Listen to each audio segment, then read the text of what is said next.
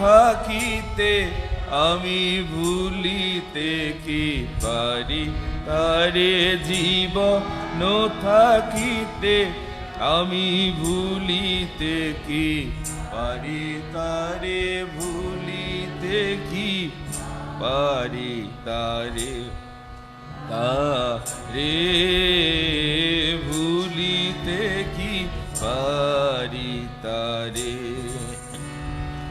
অপূর্ব করুণা তার নাহি কতুলনা যার অপূর্ব করুণা তার নাহি কতুলনা যার খুঁজিলে এমন প্রেম কোথা পাবো এ সংসারে খুঁজিলে এমন প্রেম কোথা পাবো এ সংসারে ভুলি দেখি পারি তারে তারে ভুলি দেখি পারি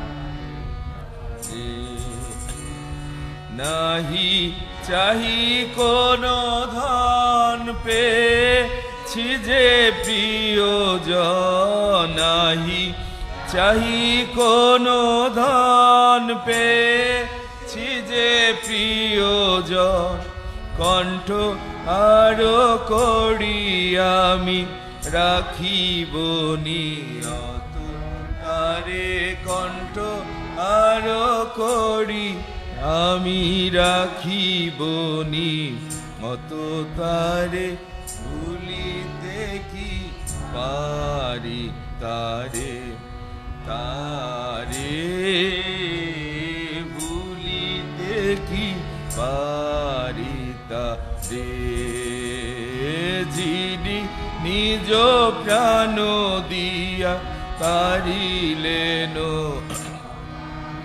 রে যিনি নিজ প্রাণ দিয়া তারিলেন অভাগারে ভুলিতে কি পারি তারে তারে ভুলিতে কি পারি তারে। আসুন কয়েকটি প্রশংসার গান গাইতে গাইতে প্রভুর গৌরব স্বীকার করি। প্রশংসার মধ্য দিয়ে তার প্রতি আমাদের ভালোবাসা, সম্মান, হৃদয়ের কৃতজ্ঞতা গভীর উপলব্ধির মধ্য দিয়ে উপস্থিত করি। প্রিয় ভাই বোন, সবচেয়ে প্রভুর কাছে ঘৃণিত পাপ মনে রাখেন কপটতা।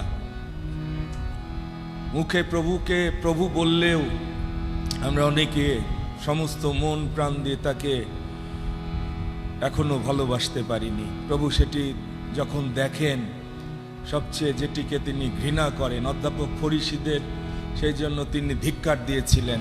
লোক দেখানো ধর্মকর্ম, অন্তত এই মণ্ডলীতে সেরকম আমরা এখনো যারা আছি, আমরা যেন সেখান থেকে মুক্ত হতে পারি। আসুন সত্যি আত্মায় আরাধনা করি, তার প্রশংসা করতে করতে সত্যিকার ভাবে যে জীবন তিনি দিয়েছেন, তার চেয়ে কেউ আপনাকে ভালোবাসে না।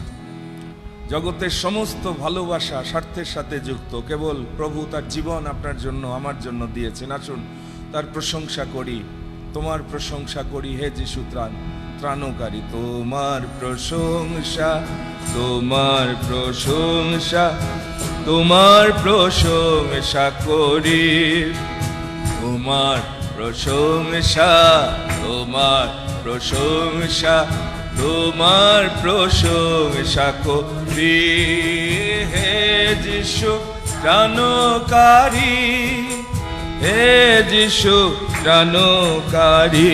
আমেন।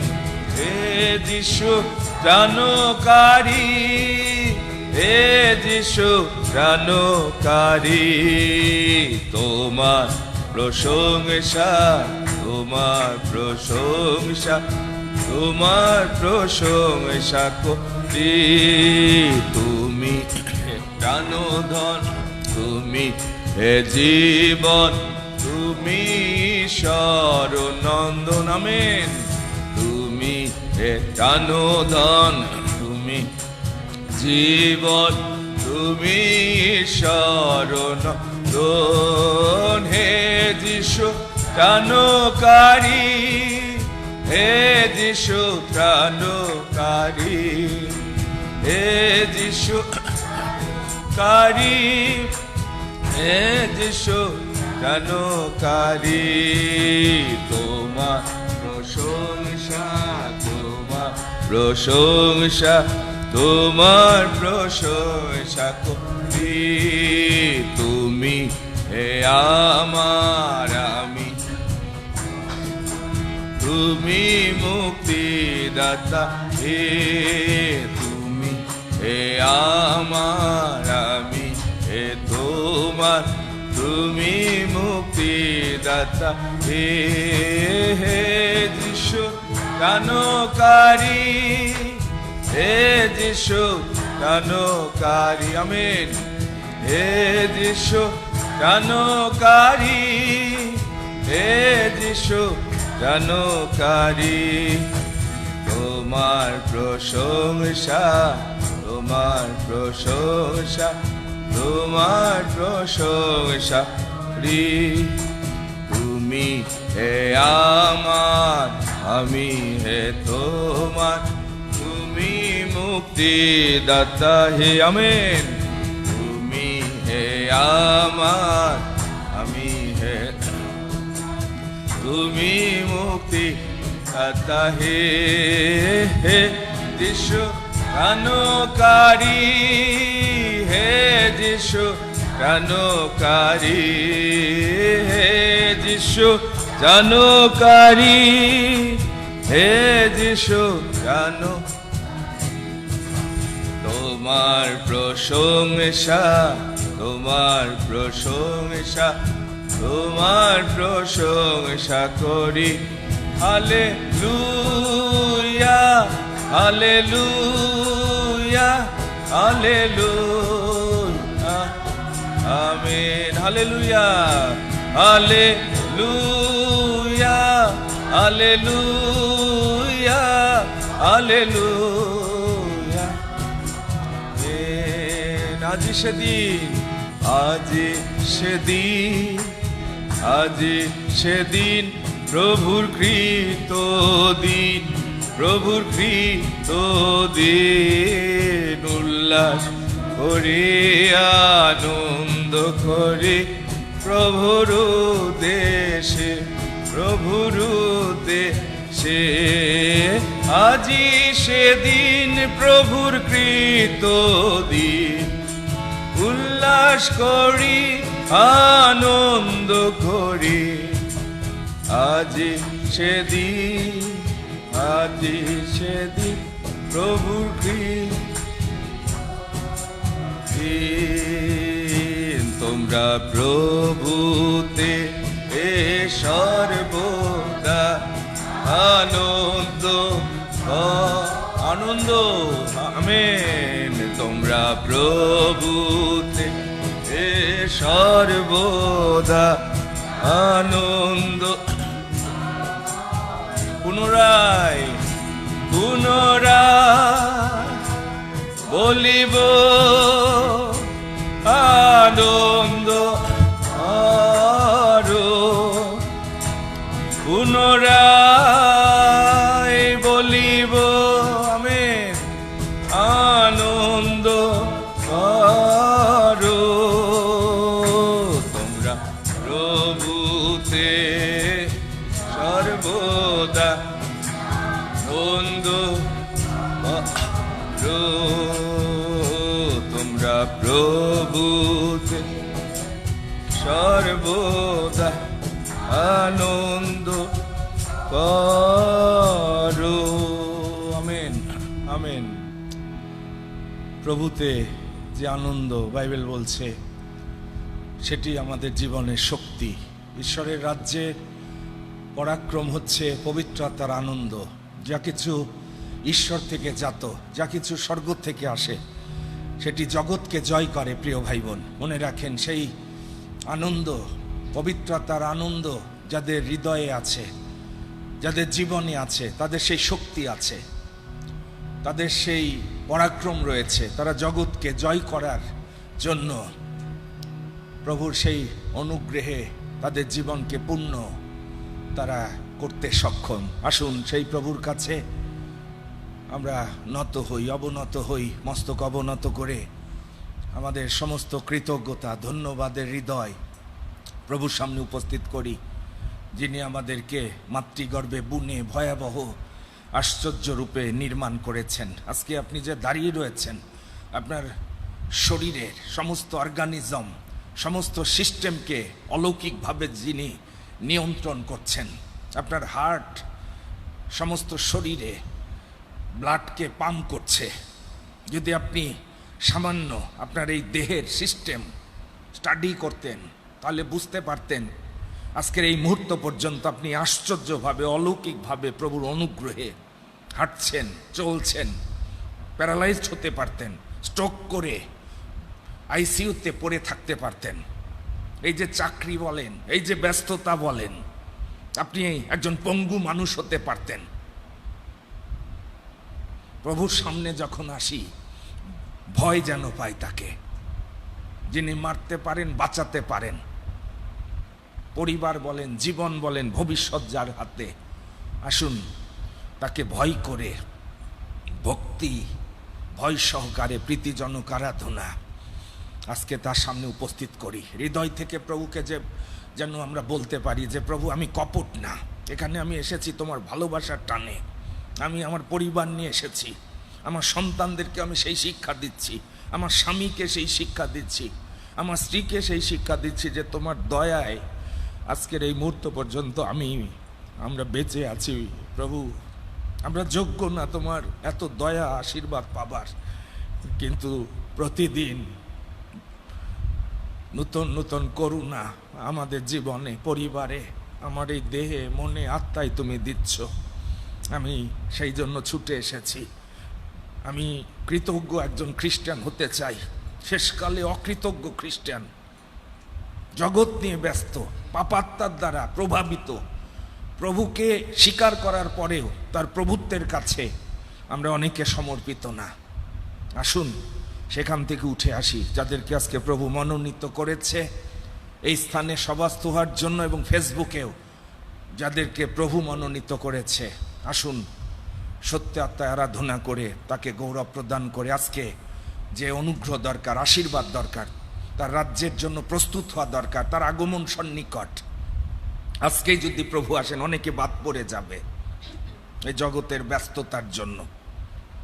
আসুন প্রভুর শেখানো প্রার্থনা উচ্চারণের মধ্য দিয়ে তার পরাক্রান্ত হস্তের নিচে আত্মসমর্পণ করি। হে আমাদের স্বর্গস্থ পিতা, তোমার নাম পবিত্র বলিয়া মান্য হোক, তোমার রাজ্য আইসুক, তোমার ইচ্ছা সিদ্ধ হোক, যেমন স্বর্গে তেমনি পৃথিবীতে হোক। আমাদের প্রয়োজনীয় খাদ্য আজ আমাদের দাও, আর আমাদের অপরাধ সকল ক্ষমা করো, যেমন আমরা আপন আপন অপরাধী দিগকে ক্ষমা করিয়াছি। আর আমাদের পরীক্ষাতে আনিও না, কিন্তু মন্দ হইতে রক্ষা করো। কারণ রাজ্য, পরাক্রম ও মহিমা যুগে যুগে তোমার। Amen, hallelujah, hallelujah. প্রভু, তোমার রাজ্য ঘোষণা করি, কারণ রাজ্য, পরাক্রম, মহিমা যুগে যুগে তোমার। আমরা ধন্যবাদ দিই, আজকে তুমি আমাদেরকে এই অপূর্ব সুযোগ দিয়েছ যেন তোমার নামকে পবিত্র বলে মান্য করি। প্রথমে অনন্তকালীন রাজ্যের জন্য সচেষ্ট হই, কারণ শয়তান ইতিমধ্যে অনেককে গ্রাস করছে, অনেককে জগতে এই ক্ষণস্থায়ী নশ্বর পাপজাত জীবনে ব্যস্ত রেখেছে। সেই জন্য আমরা যখন দেখি অনেকে তোমাকে গ্রহণ করার পরেও তোমার কাছে এসে প্রণিপাত করার সময় নাই, তোমাকে ভালোবাসার সময় নাই, তোমার সাথে সংযুক্ত থাকতে চায় না। পিতা, আমি জানি একটা ভয়াবহ পরিণামের দিকে অনেকে যাচ্ছে, কারণ তুমি বলেছ আমা ভিন্ন তোমরা কিছুই করতে পারো না।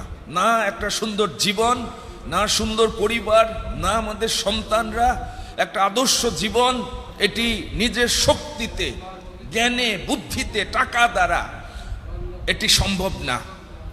আর সেই জন্য আমাদের অনেকের জীবনে হতাশা আছে, ব্যর্থতা আছে। পিতা, আমরা অনেকে সেই জন্য পরিতৃপ্ত সেই জীবন উপভোগ করতে পারছি না। এটি তোমার কাছে সমস্ত উত্তম দান, সিদ্ধ বর, এটি তোমার কাছ থেকে। সুন্দর জীবন, শান্তির জীবন, পরিপূর্ণতার জীবন, সুন্দর চরিত্র, এটি দাতা তুমি। যদি তুমি নির্মাণ না করো, তুমি যদি রক্ষা না করো, বৃথা পরিশ্রম পিতা। আমরা অনেক সময় সেই বিশ্বাস তোমার সামনে উপস্থিত করতে পারি না। তোমার বাক্যের যে গ্যারান্টি, 100% গ্যারান্টি, প্রথমে যারা তোমার রাজ্য এবং ধার্মিকতায় আমরা চেষ্টা করব, তাদের জীবনে তারা 100% নিশ্চিত থাকতে পারে স্বর্গের পিতা তুমি তাদের সমস্ত প্রয়োজন, ওই সকল দ্রব্য তুমি দিতে প্রতিজ্ঞা করেছ। আজকে আমাদের প্রত্যেকের জীবনে যে দয়া দরকার, অনুগ্রহ দরকার পিতা, তুমি দাও। আমি সেই বিনতি করি, তোমার বাক্যের প্রতিজ্ঞার ফল আমরা যেন এই মণ্ডলীতে প্রত্যেকটি পরিবারে উপভোগ করতে পারি। আশীর্বাদ করো পিতা। আমাদের জীবন এখনো তোমার আশীর্বাদে ধন্য পূর্ণ হয়নি। আমরা যে জীবন এই জগতে যাপন করি, এখানে অনেক অপূর্ণতা আছে, কারণ শয়তান আমাদের অনেকের জীবনে পরিবারে এখনো বাস করছে, কর্তৃত্ব করছে। সেই জন্য আমাদের সমস্ত ব্যস্ততা শয়তানের সমস্ত প্রজেক্ট নিয়ে, কিন্তু তুমি পবিত্র মণ্ডলীকে রক্ত দিয়ে কিনেছ। আমি সেই জন্য ধন্যবাদ দিই। আমরা যেন তোমার হতে পারি, কেউ যেন এখানে আমাকে দাবি না করতে পারে, দাবি নেই কারো আর, আমি তোমার। আর সেই জন্য এই সময়টি সম্পূর্ণভাবে তোমাকে দিতে আমরা বাধ্য। আমরা যেন সেই নম্রতায় তোমার ভয়ে জীবন যাপন করতে পারি। যাদেরকে তুমি আজকে আহ্বান করেছ, মনোনীত করেছ, আমি ধন্যবাদ দিই। আজকে প্রত্যেকটি মুহূর্তে তোমার যে আশীর্বাদ স্পর্শ আমাদের জীবনকে ধন্য করবে, পূর্ণ করবে, পরিবারকে আমরা যেন তা বিশ্বাস দ্বারা গ্রহণ করতে পারি। এই পবিত্র আরাধনা স্বর্গের পিতা তোমার দৃষ্টিতে যেন গ্রাহ্য নিয়ে। আমি জানি আমাদের এখানে উপস্থিত অনেকের জীবনে কপটতা আছে, অনেকে স্বার্থপর, অকৃতজ্ঞ, তোমার প্রতি দায়িত্বে, তোমার রাজ্যের প্রতি আমাদের আকর্ষণ সারা সপ্তাহে তুমি দেখেছো, আমাদের কথাবার্তা দেখেছো। সত্য আলোচনা আমরা করিনি, ন্যায্য পবিত্র আদরণীয় বিষয়গুলো ধ্যান করিনি। এই ওষ্ঠাধর এটি অশুচি পিতা, তোমার রক্তে তুমি ধৌত করো, যেন তোমার সেই জীবনে আমরা আরো পবিত্রকৃত হই, তোমাকে যেন গৌরবান্বিত করতে পারি। আজকের এই আরাধনা আমরা তোমার চরণে উৎসর্গ করি। এই আরাধনা যেন প্রিয় যিশুর আরাধনা হয়, এই আরাধনা যেন আরোগ্যদাতার আরাধনা হয়, জিহোবাজির আরাধনা হয়, রাজাদের রাজা প্রভুদের প্রভুর আরাধনা হয়। সেই আরাধনা সুঘ্রাণ যেন তোমাকে আপ্যায়িত করে। প্রভু তুমি সেই দয়া আজকে করো আমাদের প্রতি। আমরা তোমার অনুগ্রহের সিংহাসনের সামনে উপস্থিত হয়েছি। হালেলুয়া, ধন্য তোমার। আরাধনা হো আরাধনা, প্রিয় যিশুর হো আরাধনা, আরাধনা হো আরাধনা, প্রিয় যিশুর আরাধনা, শান্তি রাজার হো আরাধনা, মুক্তি দাতার আরাধনা, শান্তি রাজার করি আরাধনা, মুক্তি দাতার করি আরাধনা, আরাধনা, আরাধনা, প্রিয় যিশুর আরাধনা, আরাধনা হো আরাধনা, প্রিয় যিশুর আরাধনা, রাজাদের রাজার, রাজাদের রাজার আরাধনা, প্রভুদের প্রভুর আরাধনা, রাজাদের রাজার আরাধনা,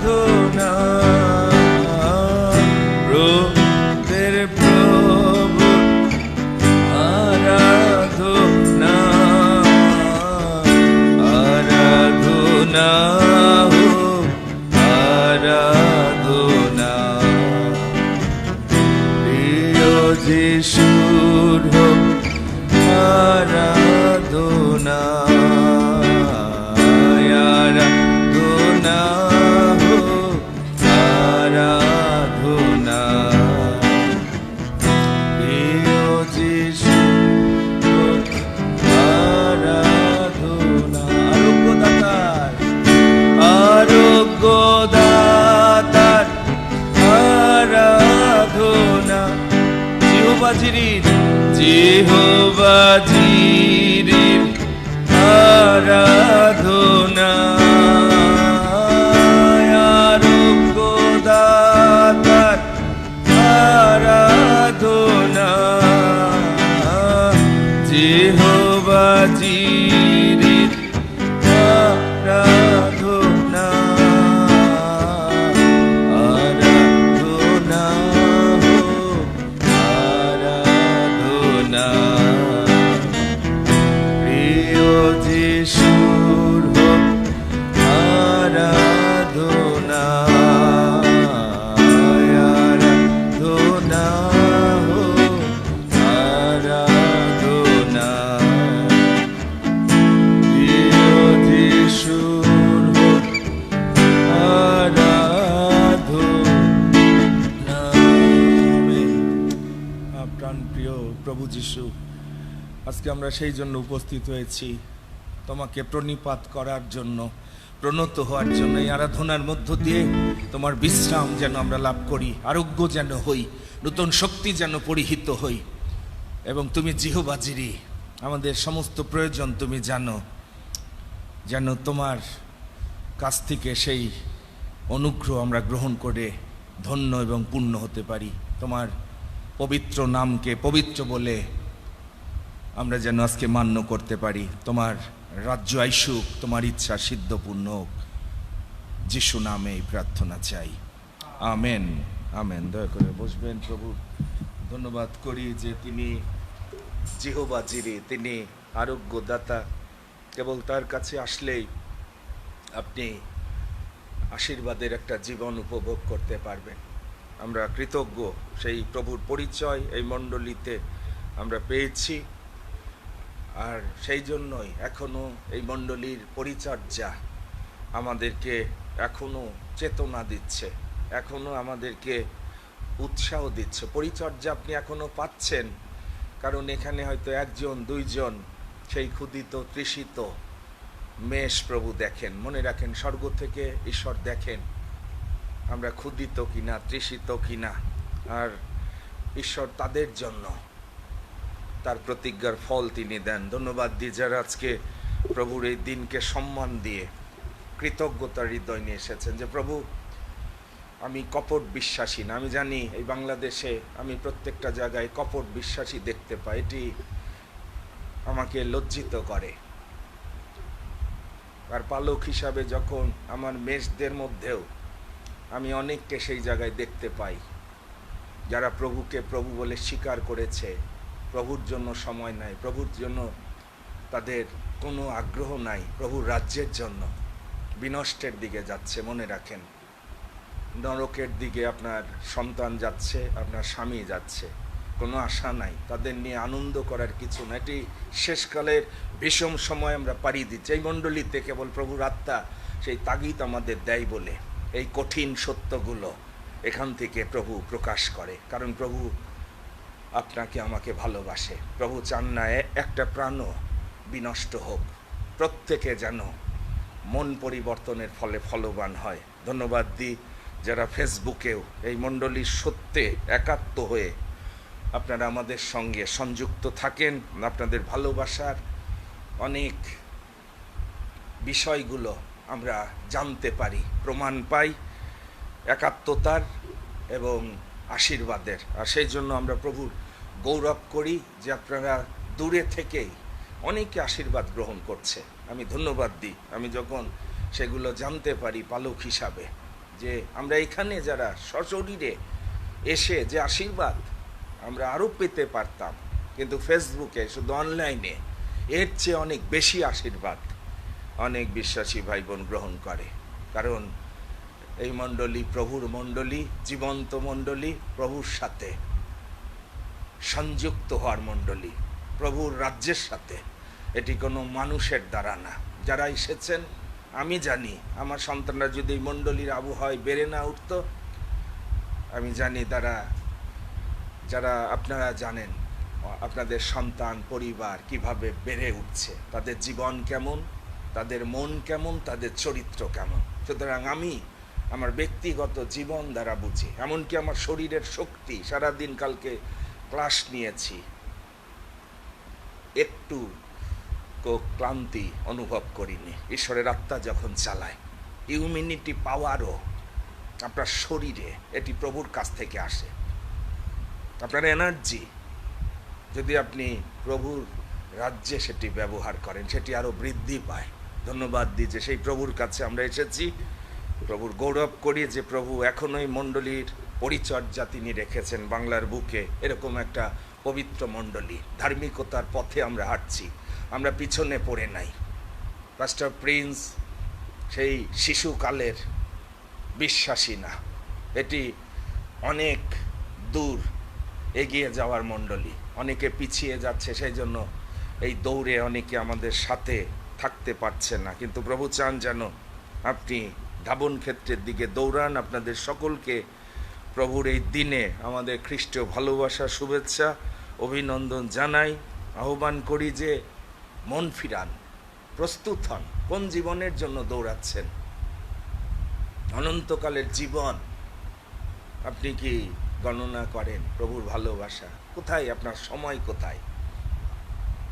রক্ত দিয়ে যে জীবন প্রভু ক্রয় করেছে।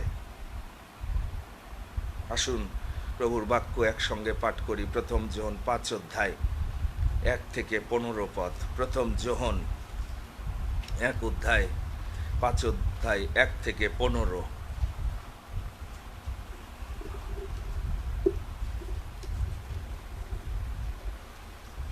প্রথম যোহন 5 অধ্যায় 1 থেকে 15। আসুন উপরের শিরোনাম সহ আমরা উচ্চারণ করি। বিশ্বাসের বিজয়।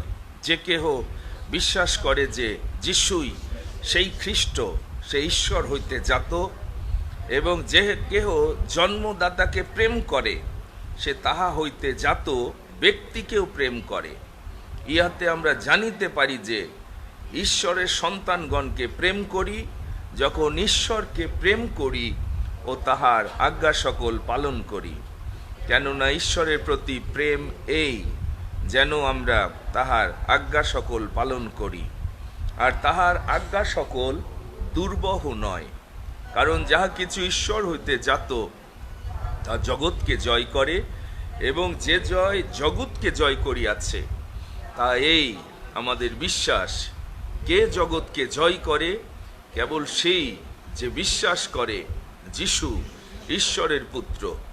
তিনি সেই যিনি জল ও রক্ত দিয়ে আসিয়াছিলেন। যিশু খ্রিস্ট কেবল জলে নয়, কিন্তু জলে ও রক্তে আর আত্মাই সাক্ষ্য দিতেছেন, কারণ আত্মা সেই সত্য।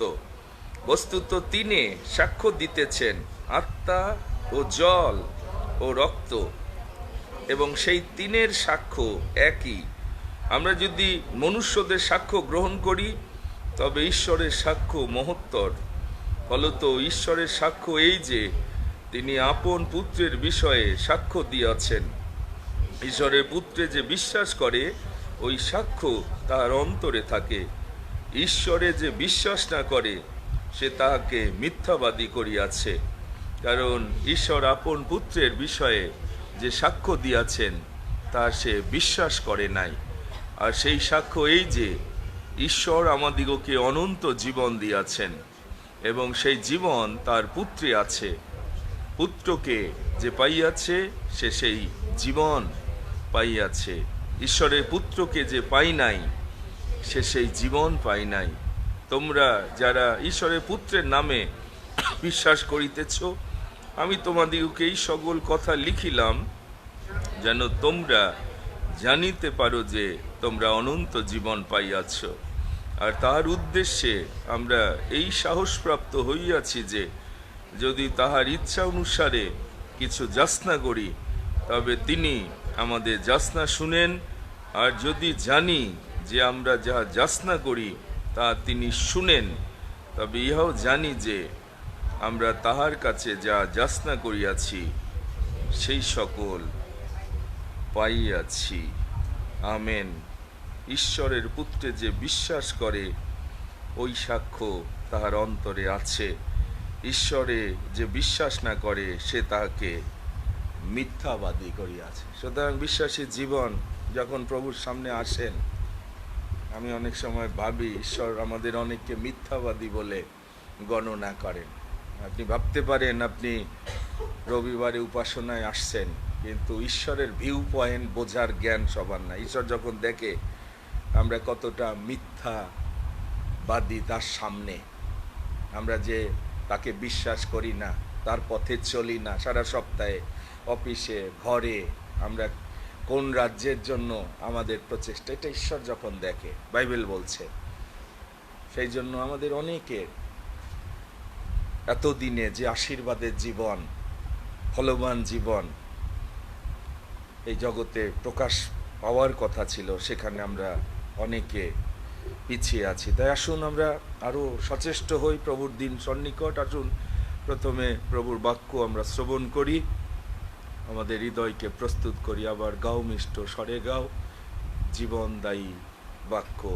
আসুন আজকে আমাদের বাক্যের পরিচর্যার জন্য এল্ডার জোয়েলকে প্রভু মনোনীত করেছেন। আসুন তার মধ্য দিয়ে ঈশ্বরের বাক্য আমরা শ্রবণ করার জন্য হৃদয় প্রস্তুত করি। আবার গাও মিষ্ট স্বরে গাও জীবনদায়ী বাক্য,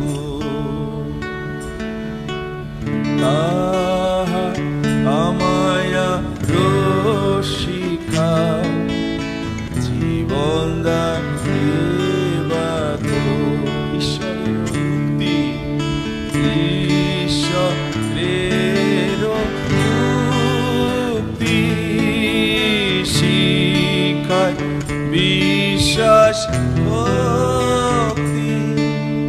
সুন্দর বাক্য, মধুর বাক্য, জীবনদায়ী বাক্য।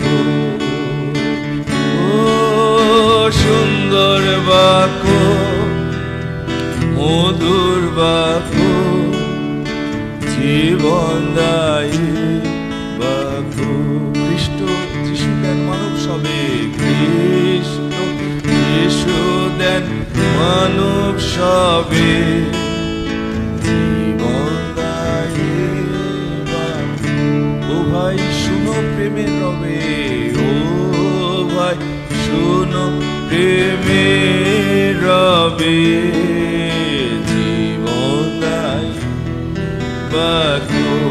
দত্ত বিনা দামে, দত্ত বিনা দামে লয় স্বর্গ নামে। সুন্দর বাক্য, মধুর বাক্য, জীবনদায়ী বাক্য। সুন্দর বাক্য, মধুর বাক্য, জীবনদায়ী বাক্য। প্রভু ধন্যবাদ দিই তোমার জীবনদায়ী বাক্য তুমি আমাদের জন্য দিয়েছ, যা সত্যি জীবনদায়ী, প্রাণের পরিত্রাণ সাধক, কার্য সাধক বাক্য, মধুর বাক্য। প্রভু তুমি আমাদের আত্মিক কর্ণ উন্মুক্ত রাখো, যেন তোমার রব আমরা শুনতে পাই। যে সন্তানকে আজকে তুমি মনোনীত করেছ, যাকে তুমি অভিষেক দিয়েছ, মণ্ডলীর এল্ডার রূপে তাকে পৃথক করেছ, এবং এই বয়সে তোমার বাক্যের শিক্ষা দেওয়ার প্রজ্ঞা দিয়েছ। আমরা সেই জন্য ধন্যবাদ দিই। মণ্ডলীর আবহাওয়ায়, পরিচর্যায় সে বৃদ্ধি পেয়েছে, আরও যেন সে তোমাকে গৌরব দিতে পারে। তার জীবন দ্বারা তুমি গৌরবান্বিত হও, মহিমান্বিত হও, প্রশংসিত হও। তোমার ইচ্ছার কাছে তাকে আমরা সমর্পণ করি। যিশু নামে এই প্রার্থনা চাই, আমেন, আমেন। আমি আহ্বান করি এল্ডার জোয়েল আসবে এবং বাক্যের পরিচর্যা করবে।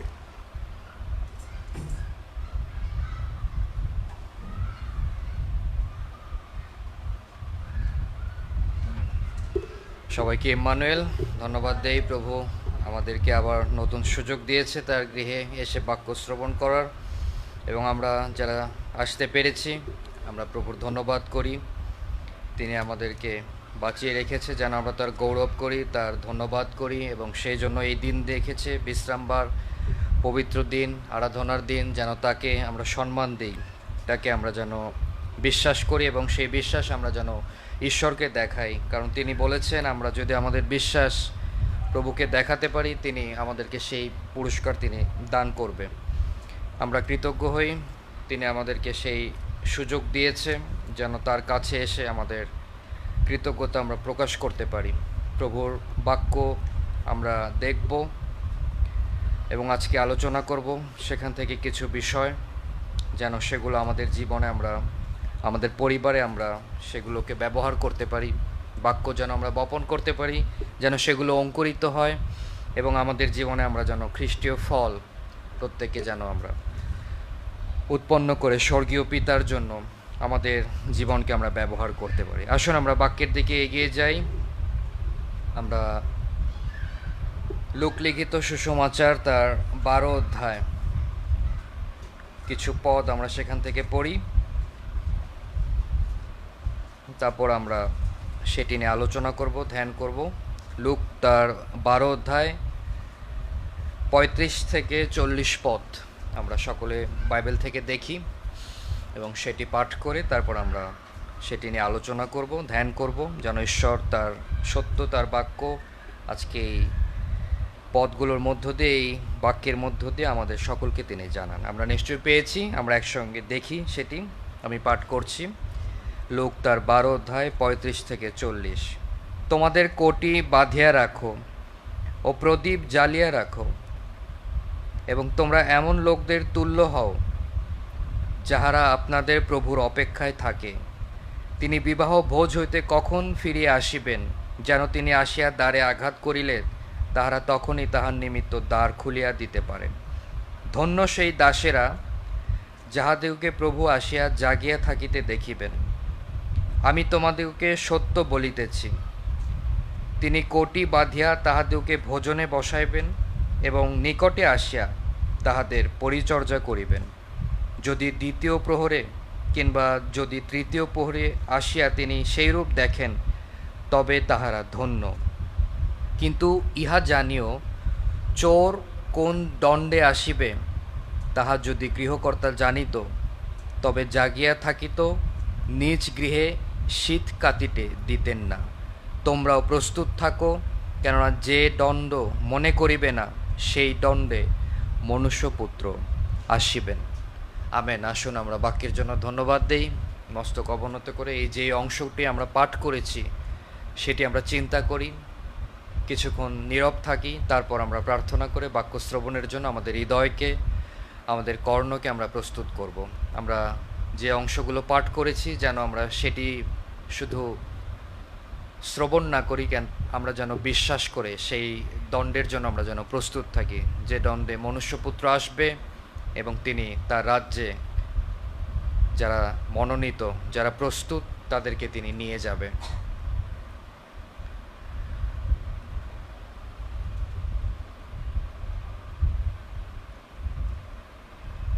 জীবন্ত প্রভু, আমরা তোমার ধন্যবাদ করি যে বাক্য তুমি আমাদেরকে আজকে দিয়েছো, আমরা সেটি পাঠ করেছি এবং সেখান থেকে তুমি আজকে আমাদের কাছে যে বিষয় উল্লেখ করেছো প্রভু, আমরা যেন বিশ্বাসে জেগে থাকি, সেই উত্তম দাসের মতো আমরা যেন হই, যারা তাদের পরিজনকে উপযুক্ত সময় খাদ্য দান করে, প্রস্তুত রাখে, যেন মনুষ্যপুত্র যখন আসবে তারা যেন সবল থাকে, সুস্থ থাকে, বিশ্বাসে স্থির থাকে, যেন আমরা আমাদের জীবন, আমাদের বিশ্বাস এটি জীবিত রাখতে পারি। আমাদের যে প্রদীপ রয়েছে আমরা যেন সেটি জ্বালিয়ে রাখতে পারি, যেন তুমি এসে সেটি দেখতে পারো যে সেই দাসেরা জেগে আছে এবং তারা তোমার জন্য অপেক্ষায় আছে। এই আকাঙ্ক্ষা, এই হৃদয় তুমি দেখতে চাও আমরা তোমার আগমনের অপেক্ষা করছি কিনা, বা আমরা তোমার জন্য আমাদের জীবনকে প্রস্তুত করছি কিনা। তুমি সেরকম দাস দেখে আনন্দিত হবে, উল্লাসিত হবে এবং তুমি তার পরিচর্যা করবে। তুমি সেই বাক্য আমাদেরকে আজকে দিয়েছো। তুমি নিজে এসে আমাদের সঙ্গে তুমি বাস করবে এবং তোমার অনুগ্রহ, আশীর্বাদ, শান্তি আমাদের জীবনে রাখবে। আমরা তোমার কাছে অবনত হয়ে এই সময় যে বাক্য আমরা পাঠ করেছি, আমরা যেন সেটি আজকে আলোচনার মাধ্যমে আমাদের জীবনে আমরা সেগুলোকে ধরে রাখতে পারি, বিশ্বাসে তোমাকে যেন গৌরব দিতে পারি, তোমার রাজ্যের জন্য যেন প্রস্তুত হতে পারি। তোমার শক্তিতে, তোমার প্রজ্ঞায় আমাকে পরিপূর্ণ করো, যেন এই বাক্য তোমার মেষদের কাছে, তোমার সন্তানদের কাছে আমি উপস্থিত করতে পারি। তোমার পবিত্র আত্মায় পরিচালিত করো এবং তোমার অনুগ্রহ, দয়া, শান্তি আমাদের প্রত্যেকের জীবনের সঙ্গে রাখো। এই প্রার্থনা প্রভু যীশু খ্রিস্ট তোমার নামে চাই, আমেন।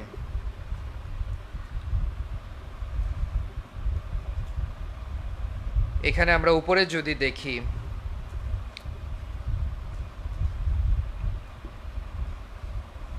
স্বর্গরাজ্যের বিষয় আমরা দেখতে পাবো 32 পদ যদি আমরা দেখি, হে ক্ষুদ্র মেষপাল, ভয় করিও না, কেননা তোমাদিগকে সেই রাজ্য দিতে তোমাদের পিতার হিত সংকল্প হইয়াছে। তোমাদের যাহা আছে বিক্রয় করিয়া দান করো, আপনাদের জন্য এমন থলি প্রস্তুত করো যাহা জীর্ণ হয় না, স্বর্গে অক্ষয় ধন সঞ্চয় করো, যেখানে চোর আইসে না, কীটেও ক্ষয় করে না। কেননা যেখানে তোমাদের ধন, সেখানে তোমাদের মনও থাকিবে। এই জন্য আমাদের বিশ্বাস, আমাদের প্রদীপ জ্বালিয়ে রাখতে হবে, যেন আমাদের মন ঈশ্বরের রাজ্যের দিকে থাকে, যেন আমাদের ধন আমরা ঈশ্বরের রাজ্যের জন্য ব্যবহার করতে পারি। আমরা যদি ধন সঞ্চয় করে সেটি প্রভুর কাজে বা প্রভুর পরিচর্যায় আমরা যদি ব্যবহার না করি, তাহলে সেটি চোর এসে চুরি করবে, ধ্বংস করবে, ক্ষয় হবে। কিন্তু আমরা যদি জেগে থাকি, আমাদের বিশ্বাসকে আমরা যদি জাগিয়ে রাখি, আমরা যদি আমাদের ত্রাণকর্তা প্রভুর অপেক্ষায় থাকি, মনুষ্যপুত্র কবে আসবে, আমরা যদি সেই বিষয়ে সজাগ থাকি, তাহলে আমরা সেই রাজ্যে প্রবেশ করতে পারব।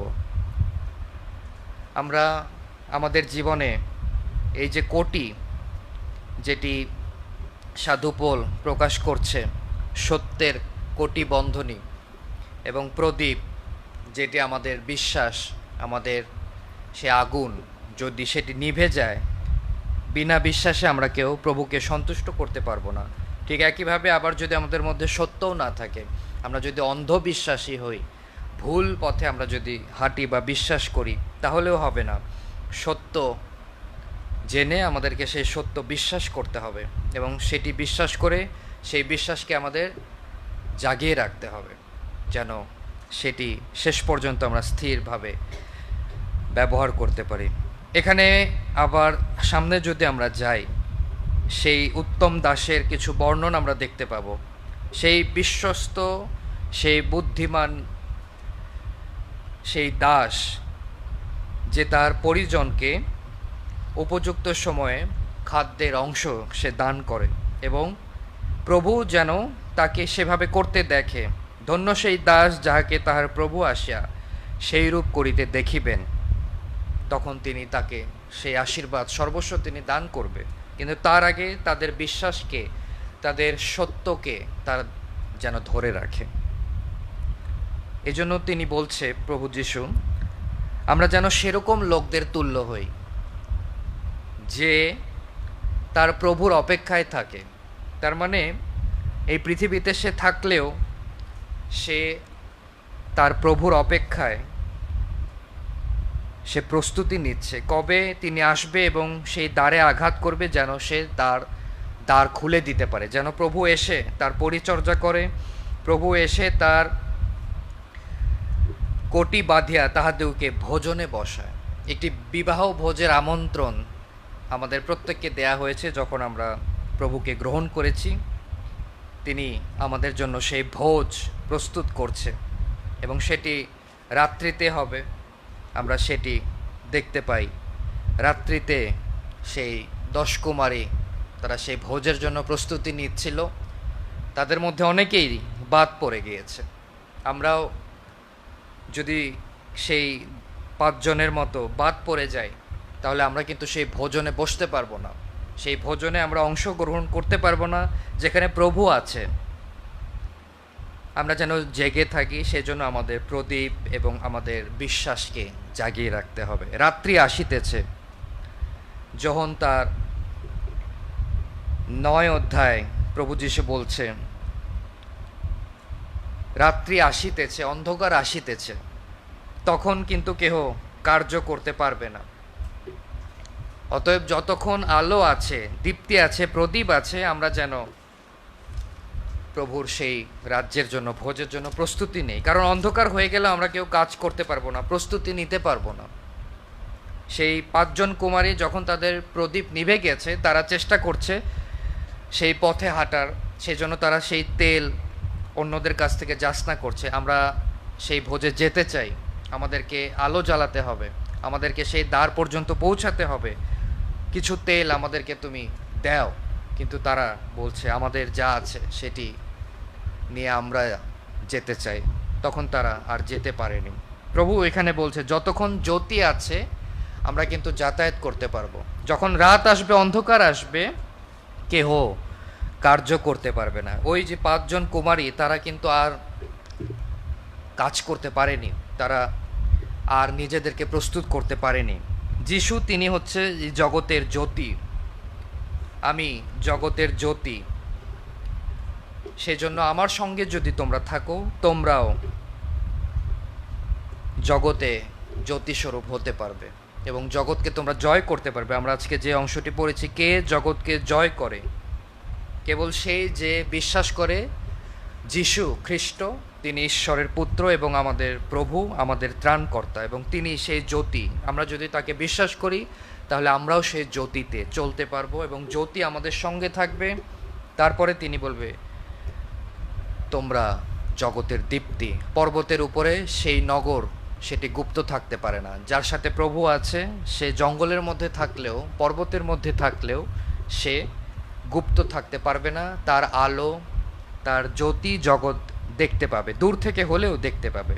এজন্য এই ভোজের জন্য আমরা আজকে প্রস্তুতি নিব, যেন এই ভোজ শুধু আমরা ভোজের নিমন্ত্রণ পেয়েই যেন বসে না থাকি। আমাদের সেখানে যেতে হবে, সেখানে অংশগ্রহণ করতে হবে, সেখানে ভোজন করতে হবে। ধন্য যারা ঈশ্বরের রাজ্যে ভোজন করে। ঈশ্বরের রাজ্যে আমাদেরকে ভোজন করতে হবে। একটি নিমন্ত্রণ সেজন্য আপনাকে দেয়া হয়েছে, আপনারা সেই ভোজ পর্যন্ত যেন পৌঁছাতে পারেন, সেজন্য সেই জ্যোতি আপনাদেরকে দেয়া হয়েছে, যেটি প্রভু যিশু। কারণ জগতে আমরা যখন হাঁটবো, আমরা উছট খাবো, যখন অন্ধকার আমাদেরকে গ্রাস করবে, সত্য আমাদের কাছ থেকে চলে যাবে, তখন আমরা জগতে উছট খাবো, বিপদে পড়ব, আমরা হতাশায় পড়ব, আমরা পথ হারাবো। কিন্তু যিশু যদি আমাদের সঙ্গে থাকে, প্রভু যদি আমাদের সঙ্গে থাকে, সেই নিমন্ত্রণ, সেই ভোজ পর্যন্ত আমাদেরকে যেতে তিনি সাহায্য করবে, তিনি শক্তি দিবে, তিনি উঠাবে এবং তিনি তখন আমাদেরকে বলবে তোমরা দীপ্তির সন্তান, তোমরা দিবসের সন্তান। ইফিসীয় 5 অধ্যায় 5 পদ আমরা যদি দেখি, সাধু পৌল সেটি বলছে তোমরা কিন্তু এখন আর অন্ধকারের নও, দিয়াবলের নও। তোমরা কারা? তোমরা এখন দীপ্তির সন্তান। তোমরা রাত্রিরও নও, অন্ধকারেরও নও, তোমরা এখন দীপ্তির সন্তান। অতএব দীপ্তির সন্তানের মতো চলো, সেই রাস্তা খোঁজো, সেই পথ খোঁজো যেটি তোমাদেরকে দেয়া হয়েছে। প্রভু যিশুকে খোঁজো, প্রভু যিশুর অপেক্ষায় থাকো, স্বর্গে ধন সঞ্চয় করো, যেন চোর এসে তোমাদের কাছ থেকে সেগুলো নিয়ে যেতে না পারে। তোমরা সেই রাজ্যের এবং সেই রাজ্যের ভোজের জন্য নিজেদের বস্ত্রকে, নিজেদের জীবনকে তোমরা প্রস্তুত করো, তোমাদের পরিজনকেও প্রস্তুত করো, যেন প্রভু এসে দেখতে পায় ধন্য সেই দাস যে শুধু নিজে প্রস্তুত হয়নি, কিন্তু তার পরিবারকেও প্রস্তুত করেছে, তার পরিজনকে প্রস্তুত করেছে সেই ভোজে অংশগ্রহণের জন্য।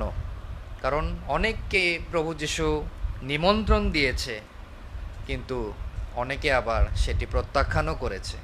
তারা প্রভুর আজ্ঞা তারা মানেনি, প্রভুর পথে তারা হাঁটেনি। আমরা দিবসের সন্তান, এজন্য আমাদের কিছু আচার আচরণও রয়েছে। আমরা কীরকম সন্তান, আমরা দিবসের যদি হয়, আমাদের কি কি বিষয় আমাদের মধ্যে লক্ষণীয় হবে, যেটি জগৎ দেখে বুঝতে পারবে যে তুমি দিবসের সন্তান, তুমি দীপ্তির সন্তান। প্রথম থিসেলনিকীয় যদি আমরা 5 অধ্যায় দেখি, সেখানে সাধু পল সেটি উল্লেখ করছে। আমরা তখন কীরকম হব? মিতাচারী হব। আমাদের মধ্যে তখন বিশ্বাস থাকবে, প্রেম রূপ বুকপাটা থাকবে, আমাদের মধ্যে তখন পরিত্রাণের শিরস্ত্রাণ থাকবে। এগুলো কি আছে আমাদের মধ্যে? আমরা যখন আমাদেরকে দেখি দিবসের সন্তান হিসাবে বা প্রভুর সন্তান হিসাবে, আমরা যখন বলি আমরা ঈশ্বরের সন্তান, আমরা ঈশ্বরের প্রজা, আমরা কি এই বিষয়গুলো আমাদের মধ্যে দেখি? বা লোকে কি আমাদের মধ্যে এগুলো দেখে? আমরা কি মিতাচারী? আমাদের মধ্যে কি বিশ্বাস রয়েছে ঈশ্বরের প্রতি? ঈশ্বরকে কি আমরা বিশ্বাস করি, ভক্তি করি, ভয় করি? ঈশ্বরকে কি আমরা ভালোবাসি? আমাদের মধ্যে কি প্রেম আছে?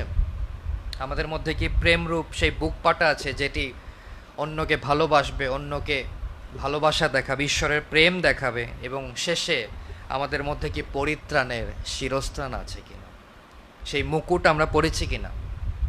আসুন আমরা সেটি দেখি। যদি এই সাজসজ্জাগুলো আমরা না রাখি বা না সাজাই নিজেদেরকে, তাহলে আমরা কোথাও যখন আমরা নিমন্ত্রণ পাই, আমরা নিজেদের জন্য কি করি? আমরা প্রস্তুতি নেই, নতুন জামা ক্রয় করি, নতুন জুতা ক্রয় করি, প্রসাধনী ক্রয় করি। ঠিক একইভাবে সেই বিবাহ ভোজে আমরা তো এভাবে যেতে পারি না যেমন তেমন করে। একজন কিন্তু পৌঁছে গিয়েছিল, তারপর তাকে বের করে দেয়া হয়েছে, এই তুমি কোথা থেকে আসলে এই ভোজে? কোনো রকম সে ঢুকে পড়েছিল, কিন্তু তার প্রস্তুতি ছিল না, তার সেই বস্ত্র ছিল না বিবাহ ভোজের, সেই নিমন্ত্রণে, সেই ভোজে বসার। তাকে তখন সেখান থেকে বের করে দেয়া হয়েছে। আমরা যেন বাদ না পড়ি, আমরা যেন প্রভু রাজ্য থেকে দূরে চলে না যাই, এই কথাগুলো আমরা পরস্পরকে বলে যেন আমরা আশ্বাস দেই যে মনুষ্যপুত্র তিনি আসছে, বিবাহ ভোজের জন্য আমরা যেন প্রস্তুতি নেই। এই কথা বলে আমরা পরস্পরকে যেন আশ্বাস দেই, সেই লোকের মতো আমরা, সেই লোকের তুল্য যেন আমরা হই, যে তার প্রভুর অপেক্ষায় আছে, যে তার প্রভুর জন্য দ্বার খুলিয়া দেয়। আমরা অনেক সময় দ্বার আটকে রাখি আমাদের জীবনে। প্রভু তো আসতেই পারে না, আমরা কোনো লোককে বা কোনো বিশ্বাসীকেই আমরা ঢুকতে দেই না। আমরা দ্বার রুদ্ধ করে ব্যস্ত থাকি, ব্যস্ত থেকে আমরা সেই দ্বারের অপর প্রান্তে নিজেদেরকে নিয়ে আমরা ব্যস্ত থাকি। কিন্তু প্রভু চান এমন একজন দাস আমরা যেন হই, এমন একজন বিশ্বাসী আমরা যেন হই। ধন্য সেই দাস যে জেগে থাকে। আমরা তো জেগে নেই অনেকে, সেই জন্য আমরা প্রভুর কাছে আসছি না, প্রভুর রাজ্যের বিষয় শুনছি না, প্রভুর রাজ্যকে ভালোবাসছি না। প্রভু তিনি বলছে এই জন্য তোমরা প্রস্তুত থাকো। মথি তার 24 অধ্যায়, কেননা যে দণ্ড তোমরা মনে করিবে না, সেই দণ্ডে মনুষ্যপুত্র আসিবেন এবং তিনি জগতে প্রকাশিত হবেন। আমাদেরকে একটি সময়ের কথা বলা হয়েছে, নোহের সময় যেরকম হয়েছিল এই সময়ও সেরকম হবে। আমরা বিশ্বাস করব অনেকে, কিন্তু শেষ পর্যন্ত আমরা বিশ্বাসে স্থির থাকতে পারবো না। আমরা মনে করব যে নিশ্চয়ই আরও বিলম্ব আছে প্রভু আসার, এবং সেই ভোজের জন্য আমরা নিজেদেরকে প্রস্তুত করতে পারবো না। কিন্তু সেই 5 জন সুবুদ্ধি কুমারী, তারা কিন্তু প্রস্তুতি নিয়েছে এবং শেষ পর্যন্ত তারা স্থিরও থেকেছে। সেই ভোজে তারা অংশগ্রহণ করেছে। তারা সঙ্গে কি নিয়েছে? সঙ্গে তারা তৈল নিয়েছে। এবং যখন সকলে ঘুমিয়ে পড়েছে, তারা কিন্তু আবার জেগে উঠেছে। জেগে উঠে তারা তাদের প্রদীপ সাজিয়েছে। যখন বর আসছে, যখন সেই উচ্চরব হয়েছে, পরে মধ্যরাতে এই উচ্চরব হইল, দেখো বর। তারা তাহার সহিত সাক্ষাৎ করিতে বাহির হলো, এবং সেই কুমারী সকলে উঠিল এবং আপন আপন প্রদীপ সাজাইল। আর নির্বুদ্ধিরা সুবুদ্ধিকে বলিল, তোমাদের তৈল হইতে আমাদেরকে কিছু দেও, কেননা আমাদের প্রদীপ নিভিয়া যাইতেছে। এরকম হবে অনেক সময়, এরকম হচ্ছে চারিদিকে। প্রদীপ জ্বালানো ছিল প্রথমে, কিন্তু পরে কিন্তু প্রদীপ নিভে যাচ্ছে। প্রদীপ সেটি যদি নিভে যায় আমরা কিন্তু চলতে পারবো না, যেটি প্রভু যীশু বলেছে, যখন অন্ধকার আসবে কেহ আর কোনো কার্য করিতে পারিবে না। আমাদের তখন আর কোনো সুযোগ থাকবে না, আমরা তখন সেই বাটিতে প্রবেশ করতে পারবো না যেটি তিনি আমাদের জন্য রেখেছেন। এখানে যদি 10 জন কুমারীর দৃষ্টান্তটি আমরা দেখি, তাহলে আমরা দেখব অর্ধেকই কিন্তু বাদ পড়ে গিয়েছে, মানে 50%ই বাদ। তার মানে কোনো জায়গায় যদি আমরা দেখি এই জায়গায় বিশ্বাসীরা আছে, সেখান থেকে অর্ধেকই বাদ পড়ে যেতে পারে বা তারাও বেশি হতে পারে। যেহেতু এখানে সুবুদ্ধি 5 জন ছিল, এই জন্য তারা রক্ষা পেয়েছে। সব জায়গায় তো আর সুবুদ্ধি কুমারী থাকবে না বা কুমার থাকবে না, সেখানে 2 জন থাকতে পারে। এখানে যেমন 5 জন আছে, সেখানে 1 জন থাকতে পারে, আরও কমে যেতে পারে। কিন্তু বেশিরভাগই কি হবে, নির্বুদ্ধি হবে এবং তাদের প্রদীপ আস্তে আস্তে নিভে যাবে। এজন্য সেই সমস্ত উত্তম দান, জ্ঞান, বুদ্ধি, এগুলো আমাদের সেই জ্যোতির্গণের পিতার কাছ থেকে যাচনা করতে হবে, যার কাছে সে আলো আছে। যেই পিতার কাছে আলো আছে, সেই পিতার কাছ থেকে আমাদের সেই আলো যাচনা করতে হবে, আমার জন্য, আমার পরিজনের জন্য, আমার সন্তানদের জন্য, যেন তারা বাদ না পড়ে, যেন তাদের প্রদীপ নিভে না যায়। কারণ আমরা যদি পিতার সাথে যোগাযোগ না করি, পিতা আমাদেরকে সেই উত্তম বর, উত্তম উত্তম দ্রব্য তিনি আমাদেরকে দান করবে না।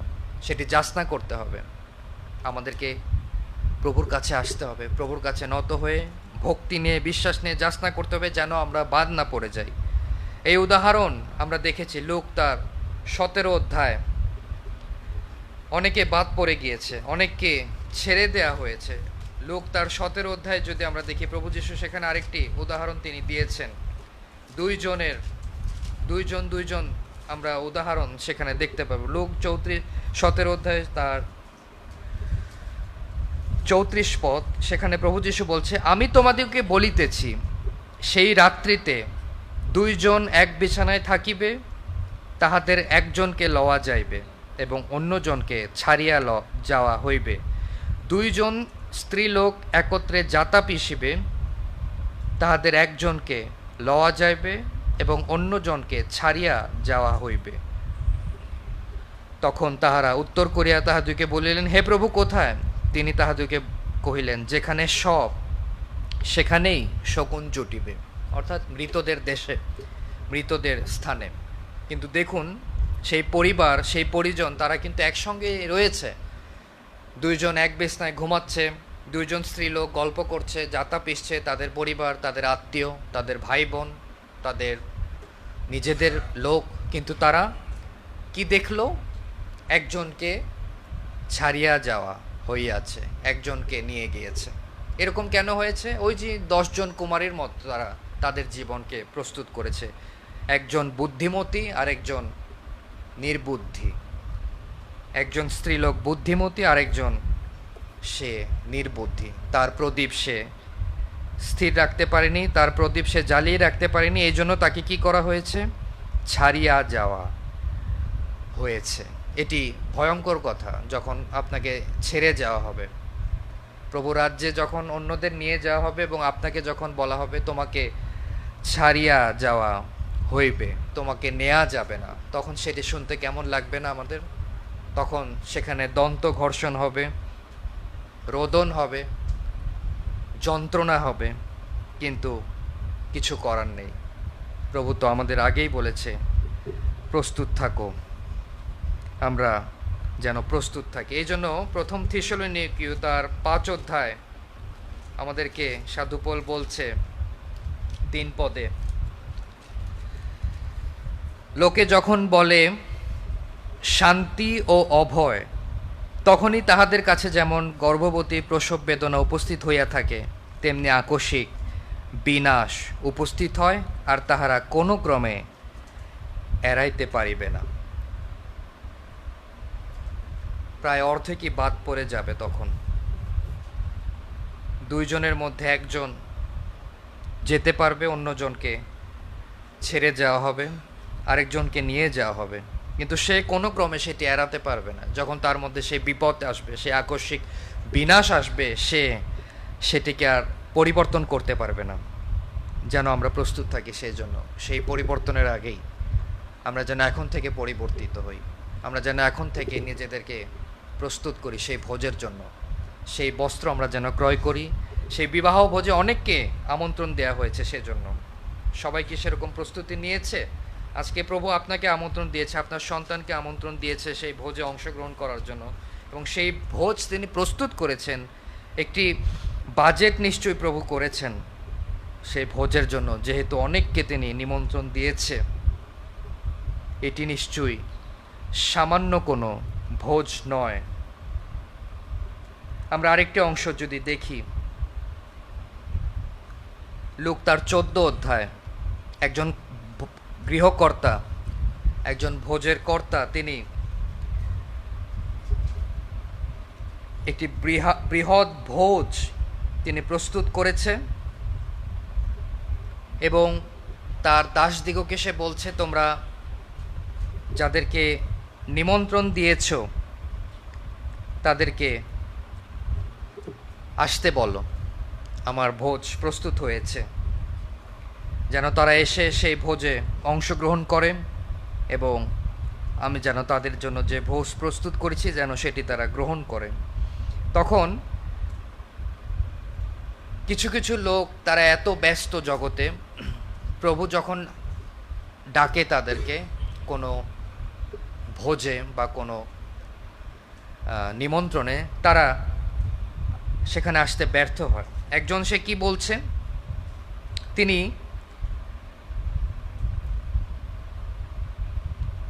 18 পদ যদি আমরা দেখি, তখন তাহাদের সকলে একমত হইয়া ক্ষমা ভিক্ষা করিতে লাগিল, যে আমরা ব্যস্ত, আজকে আসতে পারছি না, কিন্তু প্রভু তাদের গৃহকর্তা সেই ভোজ প্রস্তুত করেছে।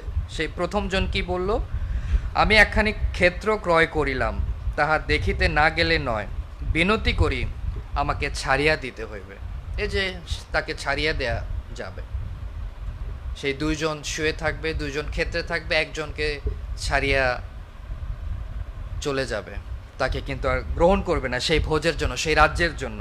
এটি আমাদের জন্য সাবধানতা।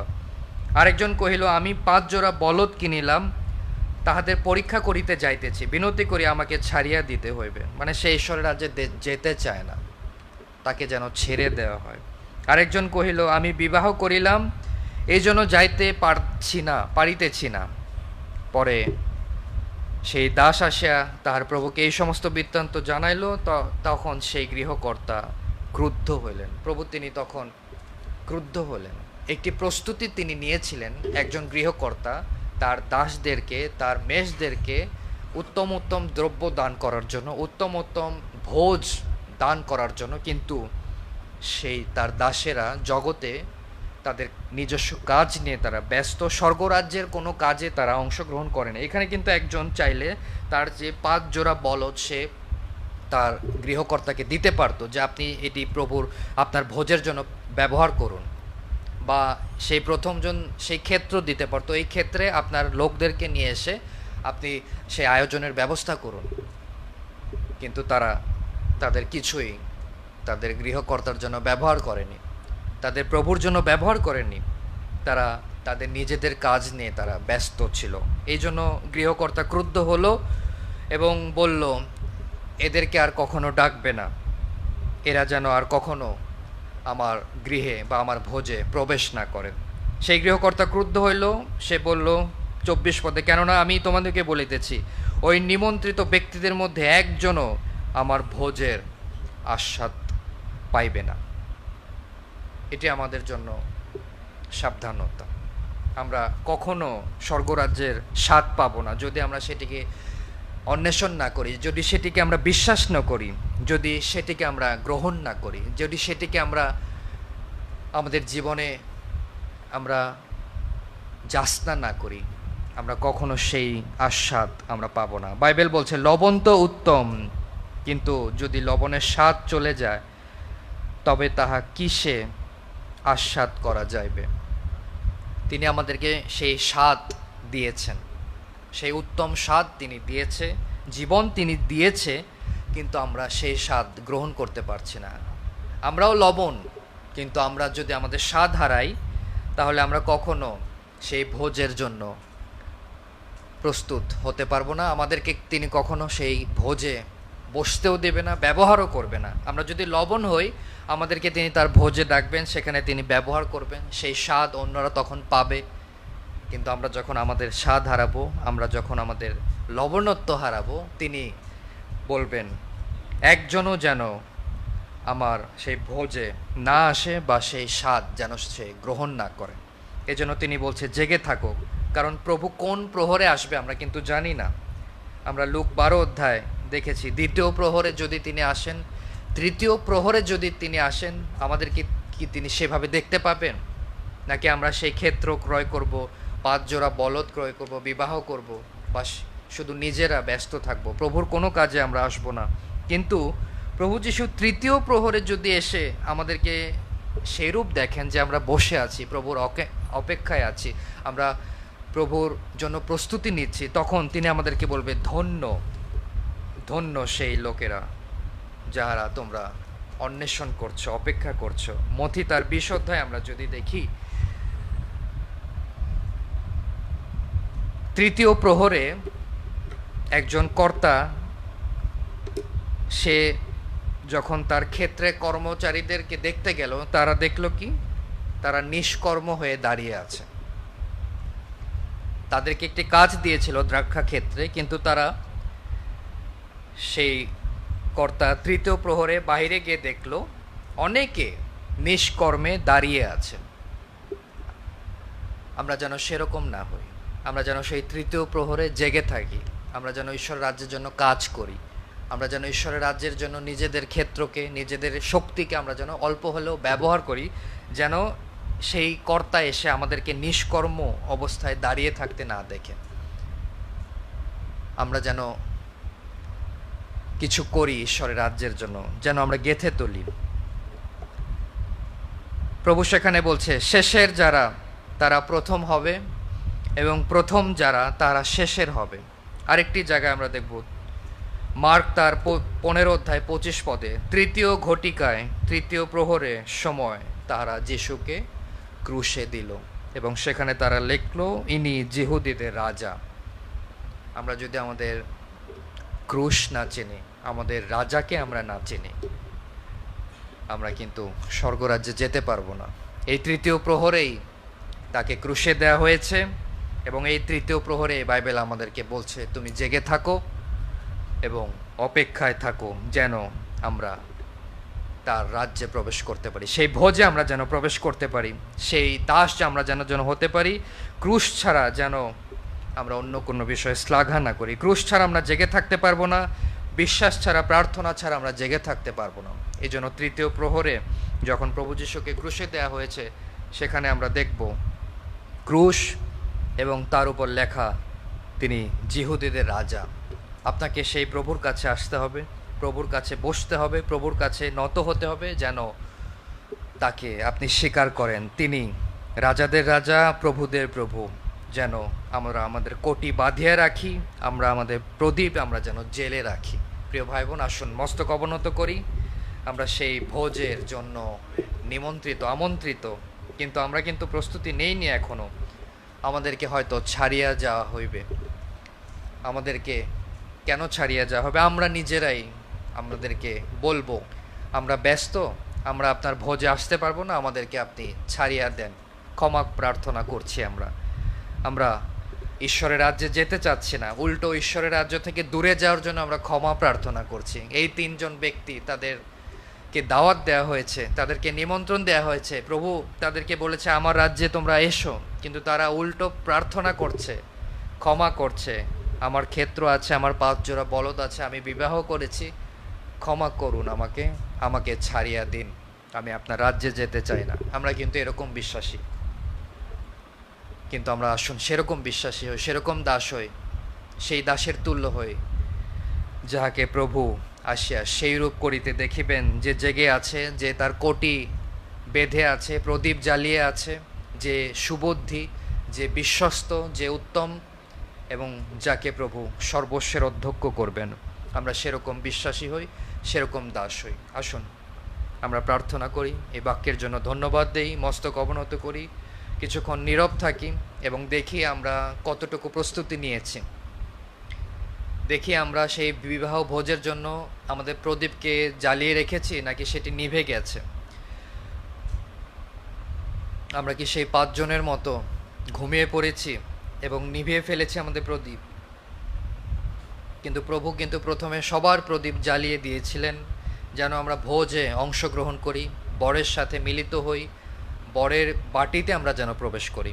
কিন্তু আমরা যদি নিভিয়ে ফেলি আমাদের প্রদীপ, আমরা অন্ধকারের হয়ে যাব, আমরা দিয়াবলের হয়ে যাব, তখন আমরা আর কোনো কার্য করতে পারবো না। অন্ধকার যখন আসবে তোমরা তখন আর কোনো কার্য করতে পারবে না। এজন্য আমি জগতের জ্যোতি, যাবৎ জ্যোতি আছে যাতায়াত করো, সেজন্য প্রভু যিশু বলছে আমরা যেন যাতায়াত করি এবং যাতায়াত করতে করতে সেই ভোজের সম্মুখে, সেই বিবাহ বাটির সম্মুখে আমরা যেন প্রবেশ করতে পারি। প্রভু আজকে তুমি আমাদেরকে সাহায্য করো। এই বাক্যের জন্য আমরা ধন্যবাদ দিই, যে বাক্য আজকে আমরা আলোচনা করেছি, ধ্যান করেছি কিছুক্ষণ, যেন সেটি আমরা হৃদয়ে আমাদের বিশ্বাসে আমরা সঞ্চয় করে রাখতে পারি। যেন তোমার রাজ্যের জন্য যে নিমন্ত্রণ তুমি আমাদেরকে দিয়েছো আমরা যেন সেটিকে গ্রহণ করি এবং সেটিকে বিশ্বাস করি, সেটিকে ভালোবেসে সেই ভোজের জন্য আমরা যেন আমাদেরকে প্রস্তুত করি। প্রভু আমরা যেন ভোজে যাবার জন্য অজুহাত না দেখাই, নিষ্কর্মা হয়ে যে আমরা যেন দাঁড়িয়ে না থাকি, কিন্তু তোমার জন্য আমরা যেন কর্ম করি, তোমার জন্য আমরা যেন আমাদের জীবনকে ব্যবহার করি, যেন তুমি এসে আমাদেরকে বলতে পারো ধন্য সেই উত্তম এবং বিশ্বস্ত দাস, যাহাকে তিনি আসিয়া সেইরূপ করিতে দেখিবেন। অর্থাৎ আমরা কোনো না কোনোভাবে মণ্ডলীর সাথে, স্বর্গীয় রাজ্যের সাথে যুক্ত থাকব, কাজ করব, প্রভুর পরিচর্যা করব, সেবা করব, তখন তিনি এসে আমাদেরকে তার নিজের কোটি বেঁধে পরিচর্যা করবেন, ভোজনে বসাবেন, আমাদেরকে উত্তম উত্তম দ্রব্য তিনি দান করবেন। আসুন আমরা সেই রাজ্যের জন্য প্রস্তুত হই, পরিবারকে, পরিজনকে আমরা প্রস্তুত করি, যেন প্রভু এসে আমাদেরকে তিনি গ্রহণ করেন। এই ক্ষুদ্র প্রার্থনা প্রভু যীশু খ্রিস্ট আমরা তোমার নামে যাচনা করি। আমাদের সকলকে তুমি আশীর্বাদ করো, তোমার অনুগ্রহ দান করো, পরিচালিত করো তোমার প্রেমে, তোমার বিশ্বাসে আমাদেরকে আরও বৃদ্ধি করো, যেন তোমার অনুগ্রহ আমাদের সঙ্গে থাকে এবং আমরা যেন শেষ পর্যন্ত বিশ্বাসে স্থির থাকতে পারি, আমরা যেন বাদ না পড়ি, কিন্তু আমরা যেন তোমার রাজ্যে প্রবেশ করি এবং একসাথে তোমার আনন্দ, তোমার আরাধনা আমরা যেন করি। এই প্রার্থনা প্রভু যীশু তোমার কাছে আরেকটিবার রাখি, শ্রবণ এবং রাজ্য করো। আমেন। ইম্মানুয়েল সবাইকে।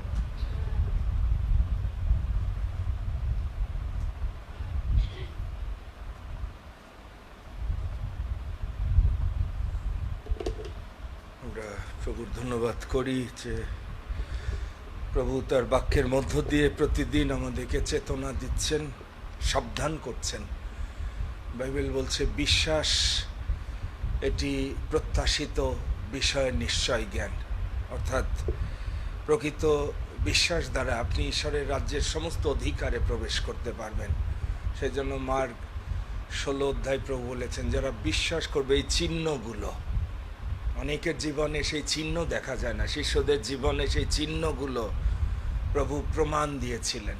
যখন তারা বিশ্বাস করেছে, পরিত্রাণ পেয়েছে, এই ফলাফলগুলো তারা শয়তানকে পরাজিত করেছে, তারা অসুস্থ যারা সুস্থ করেছে। মনে রাখেন আমরা নিজেরাই অসুস্থ হয়ে পড়ি, চিহ্ন বলে দিচ্ছে আপনি বিশ্বাসে দাঁড়িয়ে নেই। অনেক জীবনে উত্তম কিছু নাই, চিহ্ন বলে দিচ্ছে আপনি বিচ্ছিন্ন। ধন্যবাদ দিই আবার প্রভু যে আমন্ত্রণ তিনি দিয়েছেন। মনে রাখেন আপনার জীবনে একটা পারপাস আছে, প্রভু আপনাকে এমনি এমনি সৃষ্টি করেনি। 139 গীতে সাধু দাউদ বলছে তুমি যে আমাকে জন্ম দিয়েছ মাতৃগর্ভে, তুমি যে আমার এই নাক, চোখ, কান শক্তি দিয়েছ, আমাকে অথর্ব করে দাওনি, আমি তোমার গৌরব করব, কারণ আমি তোমার সংকল্প জানি। একটা পারপাসের জন্য আপনি এই জগতে আছেন। ঈশ্বরের দেওয়ার ডিউটি যদি সমাপ্ত না করেন, ইট ইজ ফিনিশ। প্রভু যীশু যোহন 17 অধ্যায় 4 পদে বলেছে তুমি আমাকে যে কার্য দিয়েছিলে, পিতাকে বলছে আমি সেই কার্য শেষ করছি। আপনি একজন ভালো মেম্বারই হননি, ঈশ্বর এইখানে আপনাকে তার দেহের একটা অংশ করেছে। আপনি কতটা নিষ্ক্রিয় রয়েছেন, ইনঅ্যাক্টিভ রয়েছেন ঈশ্বরের দৃষ্টিতে। মনে রাখেন ঈশ্বরের জ্ঞান যেন পান। প্রার্থনা করেন যে প্রভু এই যে আজকে যে সিটে তুমি আমাকে দেখতে চেয়েছিলে, আমাকে বাঁচিয়ে রেখেছো, চাকরি দিয়েছো, জ্ঞান দিয়েছ। আমি তোমার সেই আহ্বানে সাড়া দিন। এই যে আজকে আমন্ত্রণ, আমি অনেক সময় চিন্তা করি আমার বাবা, আমার শ্বশুরের কথা আজকে আমরা স্বামী স্ত্রী আলোচনা করছি। আমার বাবা সরকারি চাকরি করেছে, কিন্তু আমার মনে পড়ে না কোনো আরাধনা সকালে 5 মাইল সে বাদ দিয়েছে, ডিউটি ম্যানেজ করেছে, অন্য সময় ডাবল ডিউটি করেছে কারোর সাথে চেঞ্জ করে, কিন্তু প্রভুকে সম্মান দিয়েছে। আমি গণনা করছিলাম আজকে এমনি এমনি এই পরিবার থেকে একজন পালক পাস্টর প্রিন্স ঈশ্বর বেছে নেয়নি, তাদের ধার্মিকতা। আমার শ্বশুর সিলেট পর্যন্ত হেঁটে গেছে সুসমাচারের জন্য, বিনা বেতনে। আমার বাবা বিনা বেতনে। প্রভুর প্রতি ভালোবাসা আজকে এই যে আমাদের বংশধরদের, ডাক্তার, ইঞ্জিনিয়ার, বাড়িওয়ালা, গাড়িওয়ালা, এমনি এমনি না, এর উৎস আছে, বীজ বোনা আছে, প্রভুর প্রতি সম্মান আছে। পালকের পরিবারে আজকে ধন্যবাদ দিয়ে এল্ডার জোয়েল সে বৃদ্ধি পাচ্ছে, এটি প্রভুর মহা দয়া। প্রিয় ভাই বোন, আসুন বীজ বুনি। আপনার সন্তান কেমন হচ্ছে এখন থেকে বুঝতে পারছেন না, তার আচরণ দেখে। আপনার আত্মীয় স্বজনের জীবন কেমন হচ্ছে বোঝেন না, চরিত্র কোন দিকে যাচ্ছে। আর কত চেতনা প্রভু দিবেন আমি জানি না, কিন্তু সেখানে নোহের চিহ্ন বলছে যতক্ষণ সব ভাসিয়ে না নিয়ে গেল, ঈশ্বরের ক্রোধ যতক্ষণ প্রজ্বলিত না হয়েছে, ততক্ষণ সবাই বোঝেনি যে নোহ কোন জাহাজ নির্মাণ করছে। তা আমাদের অনেকের সামনে সেই পরিণাম অপেক্ষা করছে আকস্মিক।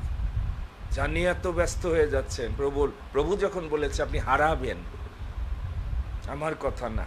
আপনি যে আজকে ভাবছেন ওই যে দৌড়াচ্ছেন সারাদিন ব্যস্ততাকে, পরিবার রক্ষা করবেন, ছেলে মেয়েদের রক্ষা করবেন, ভবিষ্যৎ রচনা করবেন, হারাবেন।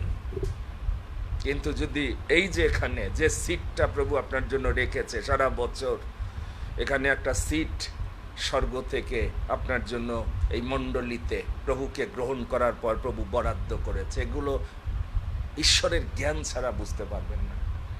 প্রত্যেকটা 24 ঘন্টার মধ্যে একটা টাইম প্রভু বরাদ্দ রেখেছে, আপনার ইনকামের মধ্যে একটা অংশ প্রভুর জন্য আছে। সবাই আশীর্বাদ প্রাপ্ত হতে পারে না। বাংলাদেশে সত্যি আমরা দুর্ভাগা।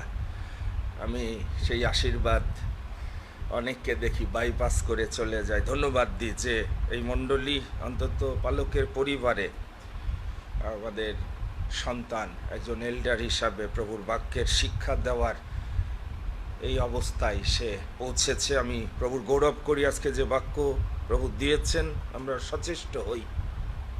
প্রভুকে যদি আপনি ত্যাগ করেন, এক জায়গায় বাইবেল বলছে তিনিও আপনাকে ত্যাগ করবে। সুতরাং আমরা জেগে থাকি, অনন্ত জীবনকে আরও সিরিয়াসভাবে যেন গ্রহণ করতে পারি। আর সেই জন্য আজকের এই বাক্যের কার্যকারী আসুন হই। যে গ্যারান্টি প্রভু দিয়েছে, যদি আমরা শেষ পর্যন্ত বিশ্বাস রক্ষা করি, পরিত্রাণের সেই মহিমান্বিত জীবন আমরা উপভোগ করব। আমরা পরিচর্যা অব্যাহত রেখেছি, সেই জন্য এখনও প্রভু আমাকে অনুপ্রেরণা দেয় বলে এই পরিচর্যা আমি করে যাচ্ছি। আমি কিন্তু প্রভুর বাধ্য, আপনারা জানেন। সব সময় কারো সুবিধা অসুবিধা এটি আমি প্রথমে কখনো কাউন্ট করি না। প্রভু যদি বলেন এই করো, যে কোনো মূল্যে আমি সেটি করতে রেডি আছি, কারণ তিনি আমাকে ডেকেছেন, তিনি আমাকে বাঁচিয়ে রেখেছেন। আমার শরীরের শক্তি, আমার পরিবারের প্রয়োজন, মণ্ডলীর প্রয়োজন তিনি দিয়ে চলেছেন যেন তার রাজ্য আমরা প্রতিষ্ঠা করি। আর সেই জন্য আগামী বৃহস্পতিবার রাত 10টা থেকে রাত্রিকালীন প্রার্থনা ছাড়া আপনার ভিতর থেকে, জীবন থেকে, পরিবার থেকে অসুচি আত্মা বের হবে না। অসুচিতা, মন্দতা, পাপ, এটি যত আপনার পরিবারে থাকবে আপনি ডুবতে থাকবেন, কোনোভাবে আপনি উন্নতি লাভ করবেন না, সময় নষ্ট করবেন না যদি প্রভু গৃহ নির্মাণ না করে। আমরা সেদিন সেটি ধ্যান করেছি মিরপুরে। সেই জন্য প্রতিদিন নিজের সন্তানের জন্য কাঁদেন। এই মন্দ জগতে আপনার সন্তানের চরিত্র রক্ষা করতে পারবেন না। আমরা জানি প্রভু তাদের ধরে রেখেছে, আমাদের শক্তি দ্বারা না, আমার স্বামী স্ত্রীর কোনো জ্ঞান বুদ্ধি দ্বারা তারা এখনও প্রভুর পথে রয়েছে, প্রভুকে মুক্তিদাতা ত্রাণকর্তা প্রভু বলে তাদের জীবন প্রভু রক্ষা করছে।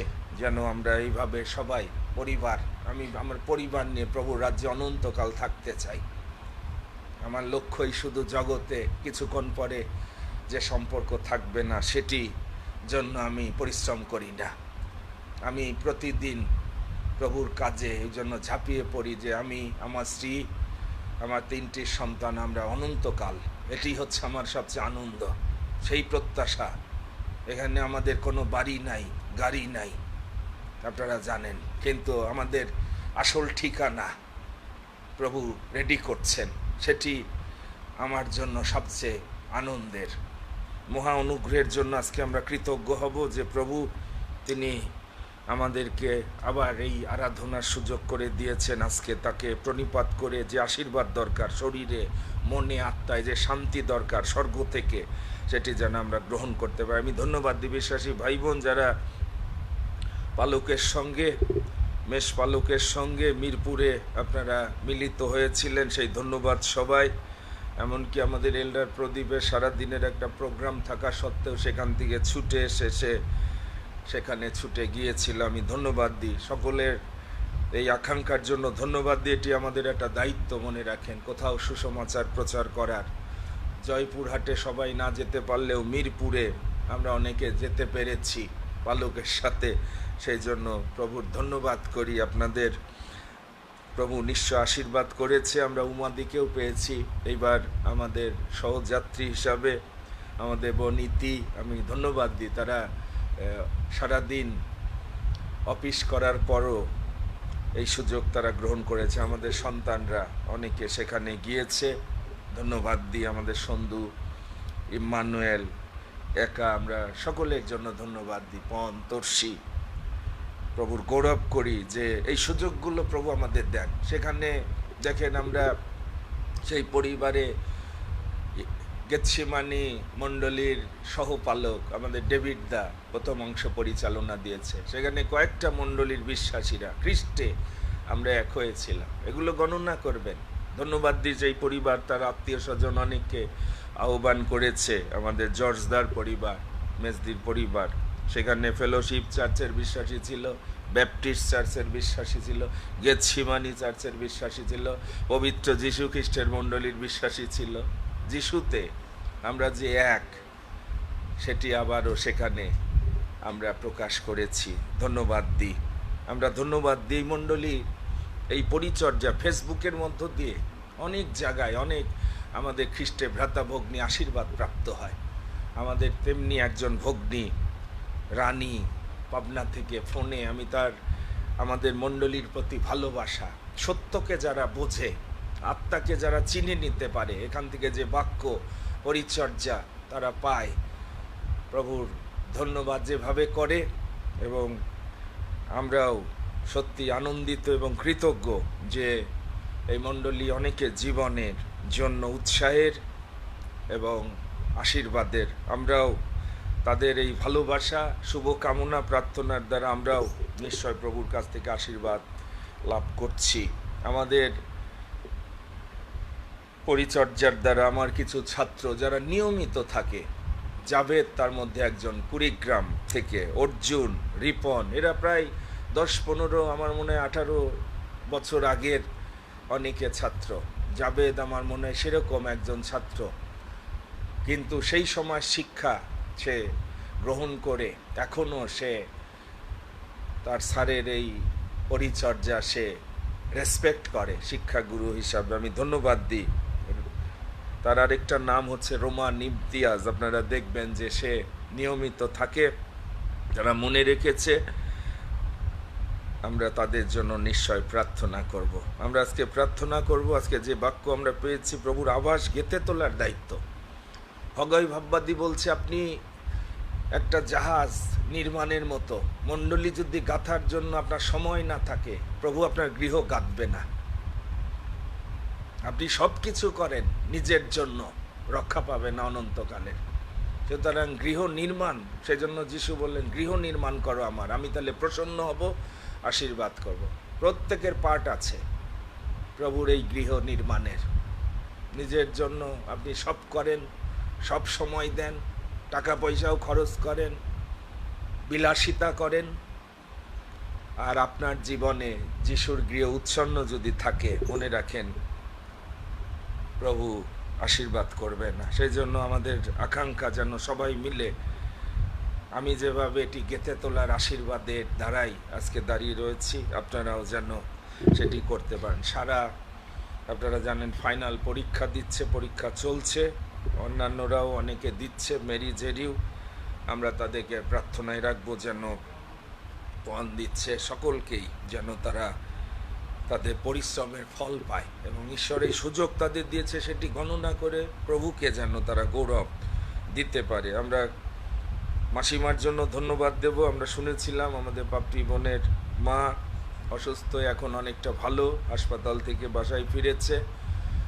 কাকু এবং যারা বয়স্কা আছে, আমরা তাদেরকেও প্রভুর কাছে রাখবো প্রার্থনায়। আমাদের ভালোবাসার হৃদয় থেকে সুদানদার, আমাদের দাদার জামাই, সে কিছুটা অসুস্থ, জ্বর আছে, প্রভু যেন তাকে স্পর্শ করে। লিন্ডাদির হাতে সে ব্যথা পেয়েছে, তার জন্য অনুরোধ আছে যেন আমরা তাকে প্রভুর কাছে রাখি। প্রভু স্পর্শ করলে আপনি সুস্থ হবেন, মনে রাখেন। প্রভুর স্পর্শ হয় আপনি তাকে টাচ করবেন, অথবা আপনার বিশ্বাস দ্বারা প্রভু আপনাকে টাচ করবে, আপনাদের জীবন চেঞ্জ হয়ে যাবে।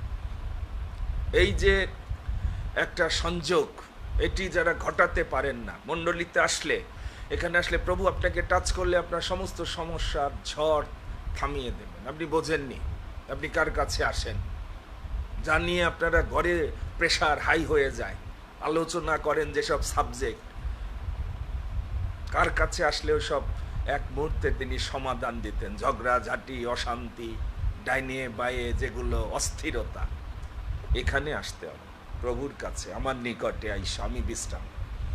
ঘরে থাকলে আরো ঝড় উঠবে, ডুববেন, আমার ভিন্ন কিছুই করতে পারো না। আসুন আমরা হাত তুলি, আমাদের প্রত্যেকের প্রভুকে দরকার, প্রভুর আশীর্বাদ দরকার, ধন্যবাদ কৃতজ্ঞতা তার চরণে রাখা দরকার, তার মহিমা যেন আমরা দেখতে পাই।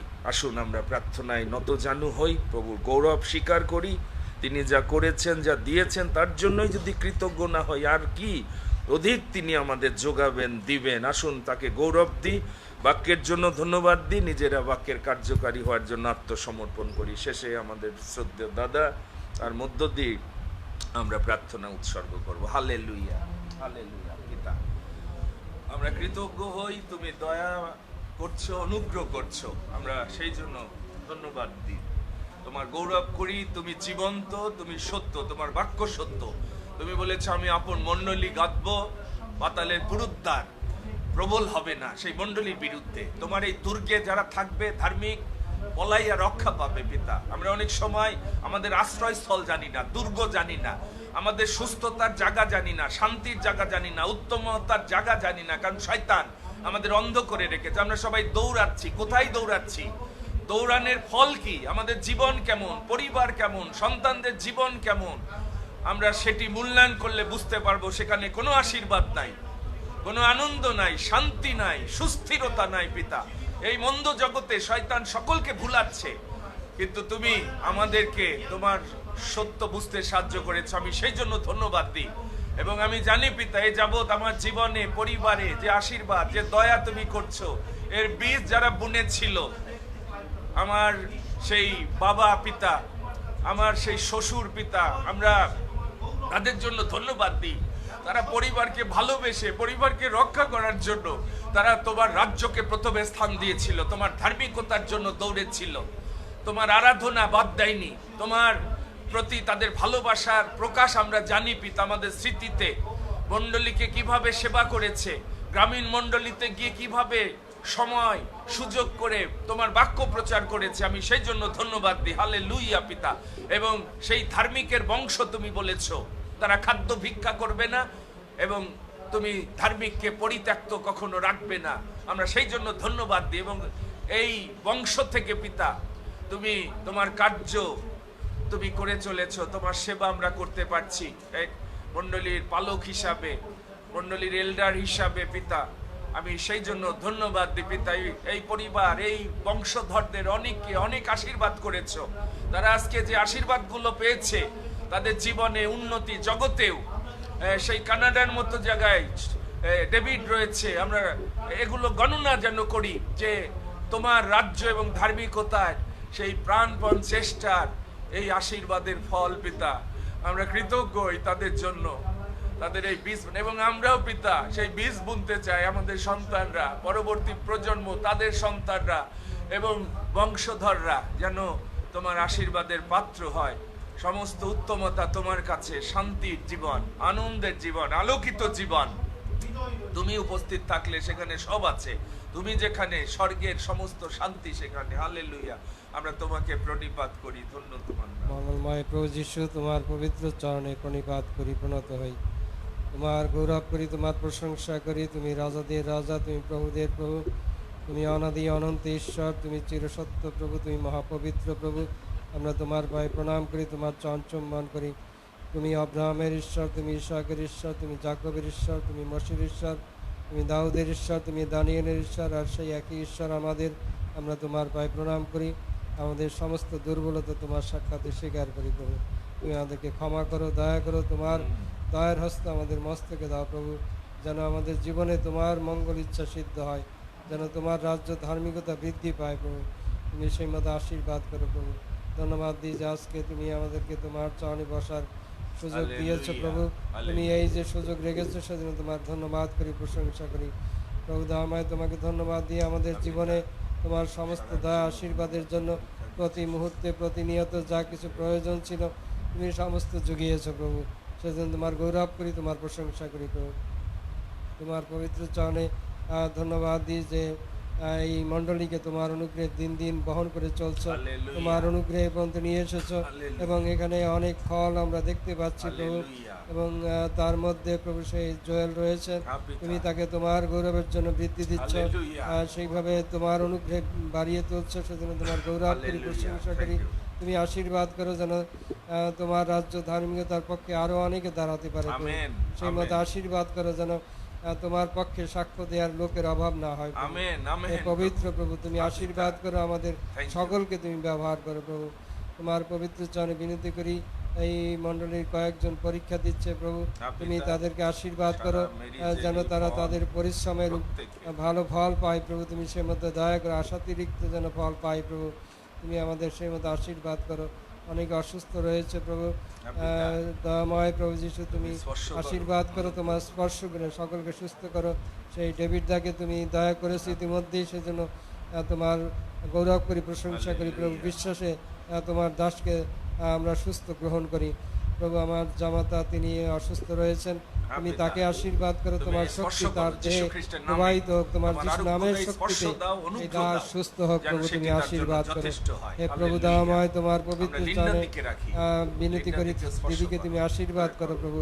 তার সেই যেখানে আঘাত লেগেছে যেন তোমার যিশু নামে তার সেই আঘাত যেন দূরীভূত হয় প্রভু। তুমি আশীর্বাদ করো, তোমার অনুগ্রহে তুমি বহন করো, রক্ষা করো। এখানে উপস্থিত যারা আছি প্রভু, আমাদের অনেকের প্রার্থনা ধন্যবাদের বিষয় রয়েছে, সেই সমস্ত তুমি শ্রবণ করো এবং তোমার আপন দয়াগুণে প্রভু সেই বিনতি তুমি দয়া করে গ্রহণ করো। তোমার মঙ্গল ইচ্ছা আমাদের জীবনে সিদ্ধ হোক। দুর্বলতা, অযোগ্যতা ক্ষমা করো। তুমি আমাদের জীবনে কর্তৃত্ব করো। তুমি আমাদের প্রভু, আমাদের পিতা, যেন আমরা সর্বদা তোমাকে সম্মান করতে পারি। জয়, সম্মান, সমাদর, প্রতাপ, পরাক্রম, মহিমা তোমার। কেন প্রভু যীশু তোমার পবিত্র নামে এই ধন্যবাদ ও প্রার্থনা উৎসর্গ করি, তুমি দয়া করে গ্রহণ করো। আমেন। Amen, amen. প্রভু তোমার চরণে এনেছি। আসুন এই হৃষ্টচিত্তের উপহার আমরা এল্ডার প্রদীপের সঙ্গে প্রভুর চরণে উৎসর্গ করি, যেন এটি প্রভু গ্রহণ করেন এবং প্রভু যেন আশীর্বাদ করেন। তার রাজ্য ধার্মিকতার জন্য আমরা যেন আরো প্রাণপণ করতে পারি। প্রভু তোমার চরণে এনেছি হৃষ্টচিত্তে কৃতজ্ঞতার দান, আজ গ্রহণ করো সকলি। দিতে চাই দেহ মন প্রাণ।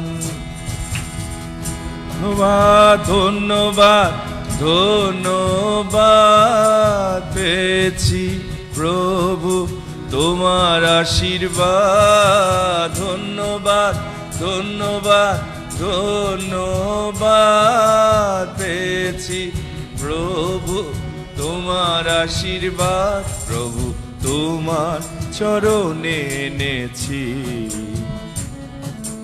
হৃষ্টচিত্তে কৃতজ্ঞতার দান। আজ গ্রহণ করো সকলি, দিতে চাই দেহ মন প্রাণ। তোমার রাজ্য ধার্মিকতা এই জীবনের প্রথম কথা, তোমার রাজ্য ধার্মিকতা এই জীবনের প্রথম কথা। স্বর্গের ধনে ধনী করেছ, দিয়েছ অনন্ত জীবন। Amen amen. স্বর্গের ধনে ধনী করেছ, দিয়েছ অনন্ত জীবন। ধন্যবাদ ধন্যবাদ ধন্যবাদ পেয়েছি প্রভু তোমার আশীর্বাদ, ধন্যবাদ ধন্যবাদ ধন্যবাদ পেয়েছি প্রভু তোমার আশীর্বাদ, প্রভু তোমার চরণে এনেছি হৃষ্টচিত্ত কৃতজ্ঞতার দান। আজ গ্রহণ করো সকলি, দিতে চাই দেহ মন প্রাণ। আসুন তার কাছেই সব সঁপে দিই, যিনি অনন্তকাল পর্যন্ত রক্ষা করতে সমর্থ। আসুন আমরা এই সময় উপহারকে আমরা প্রভুর কাছে রাখি, আমাদের জীবনকেও আমরা প্রভুর কাছে উৎসর্গ। জীবন্ত স্বর্গের মহান পিতা প্রভু, আমরা তোমার গৌরব তোমার প্রশংসা করে আজকে পবিত্র দিন তুমি আমাদের জন্য দিয়েছো প্রভু, হালেলুয়া। যেন এই দিনকে প্রভু আমরা সম্মান করতে পারি, ঈশ্বর ভয়ে যেন আমেন। আমরা জীবন যাপন পিতা। করতে পারি প্রভু। আজকে আমরা তোমার বাক্যের জন্য ধন্যবাদ, যে হালেলুয়া। বাক্য দ্বারা আজকে তুমি আমাদেরকে হালেলুয়া। আপ্যায়িত করেছো, জীবিত হালেলুয়া। পবিত্র আমেন। প্রীতিজনক যে বাক্য তুমি আমাদের জন্য দিয়েছো প্রভু। Thank you. আমরা তার জন্য আমরা বিশেষভাবে আমাদের এল্ডার এবং জুয়েলের জীবনের জন্য ধন্যবাদ। তুমি তাকে ব্যবহার করছো প্রভু, আমেন। তোমার বাক্য দ্বারাই তুমি তাকে সেইভাবে তুমি শিক্ষিত করছো প্রভু। হালেলুয়া। আমরা তার জীবনের জন্য প্রভু আমরা ধন্যবাদ, কৃতজ্ঞতা। আমরা বিশেষভাবে মণ্ডলীর জন্য ধন্যবাদ দিই প্রভু। এই মণ্ডলী তোমার মণ্ডলী, যা তুমি আমেন। ধরে রেখেছো প্রভু। আমেন। এই মণ্ডলীকে প্রভু আরও তুমি উত্তর বৃদ্ধি করো। আরও আমরা প্রভু প্রার্থনা করতে চাই, আগামী সেই বৃহস্পতিবার রাত্রিকালীন প্রার্থনা রয়েছে প্রভু, তুমি আমাদেরকে প্রস্তুত করো প্রভু, যেন আমরা প্রস্তুত থাকি, আমরা তোমার রাজ্যের সাথে যেন যুক্ত থাকতে পারি প্রভু। আমেন। কারণ আজকে যে বাক্য দ্বারা তুমি আমাদেরকে শিক্ষা দিয়েছো, একজনকে লওয়া হবে আরেকজনকে ফেলে দেওয়া হবে প্রভু, আমরা সেগুলো তোমার বাক্যে আমরা শুনেছি প্রভু। যেভাবে যীশু খ্রিস্ট যখন আসবেন তখন একই অবস্থা হবে, যে নোহের সময় যেরূপ হয়েছিল, লুটের সময় যেরূপ হয়েছিল প্রভু। মানুষ অনেক প্রজেক্ট নিয়ে ব্যস্ত আছে, আমরা প্রভু। অনেক প্রজেক্ট নিয়ে ব্যস্ত আছি প্রভু। তুমি আমাদেরকে সেই বিবাহ, অনুগ্রহ, আমরা যেন নির্মাণ, ব্যস্ত যেন না ভোজন থাকে পান। প্রভু। তুমি আমাদেরকে সেই অনুগ্রহ করো, দয়া করো। আশীর যে উপহার, যে দান দশমাংশ প্রভু তোমার চরণ রেখেছি, তুমি অনুগ্রহ করো, আশীর্বাদ করো, যেন তোমার রাজ্য তোমার ধার্মিকতার জন্য ব্যবহার করতে পারি। তুমি এই অনুগ্রহ আমাদেরকে আশীর্বাদ করো। আমাদের অযোগ্যতা, দুর্বলতা, পাপ তুমি ক্ষমা করো। আমাদের ত্রাণকর্তা মুক্তিদাতা প্রভু যীশু খ্রিস্টের নামে চাই, আমেন। আমেন। আমাদের ত্রাণকর্তা প্রভু যীশু খ্রিস্টের অনুগ্রহ, পিতা ঈশ্বরের অসীম প্রেম, পবিত্র আত্মার সহভাগিতার শক্তি এবং অনুপম শান্তি আমাদের উপস্থিত সকলের প্রতি, সেই সঙ্গে ফেসবুক অনলাইনেও যত খ্রিস্টে ভ্রাতাভগ্নী সংযুক্ত সকলের সহবর্তী হোক। আমেন।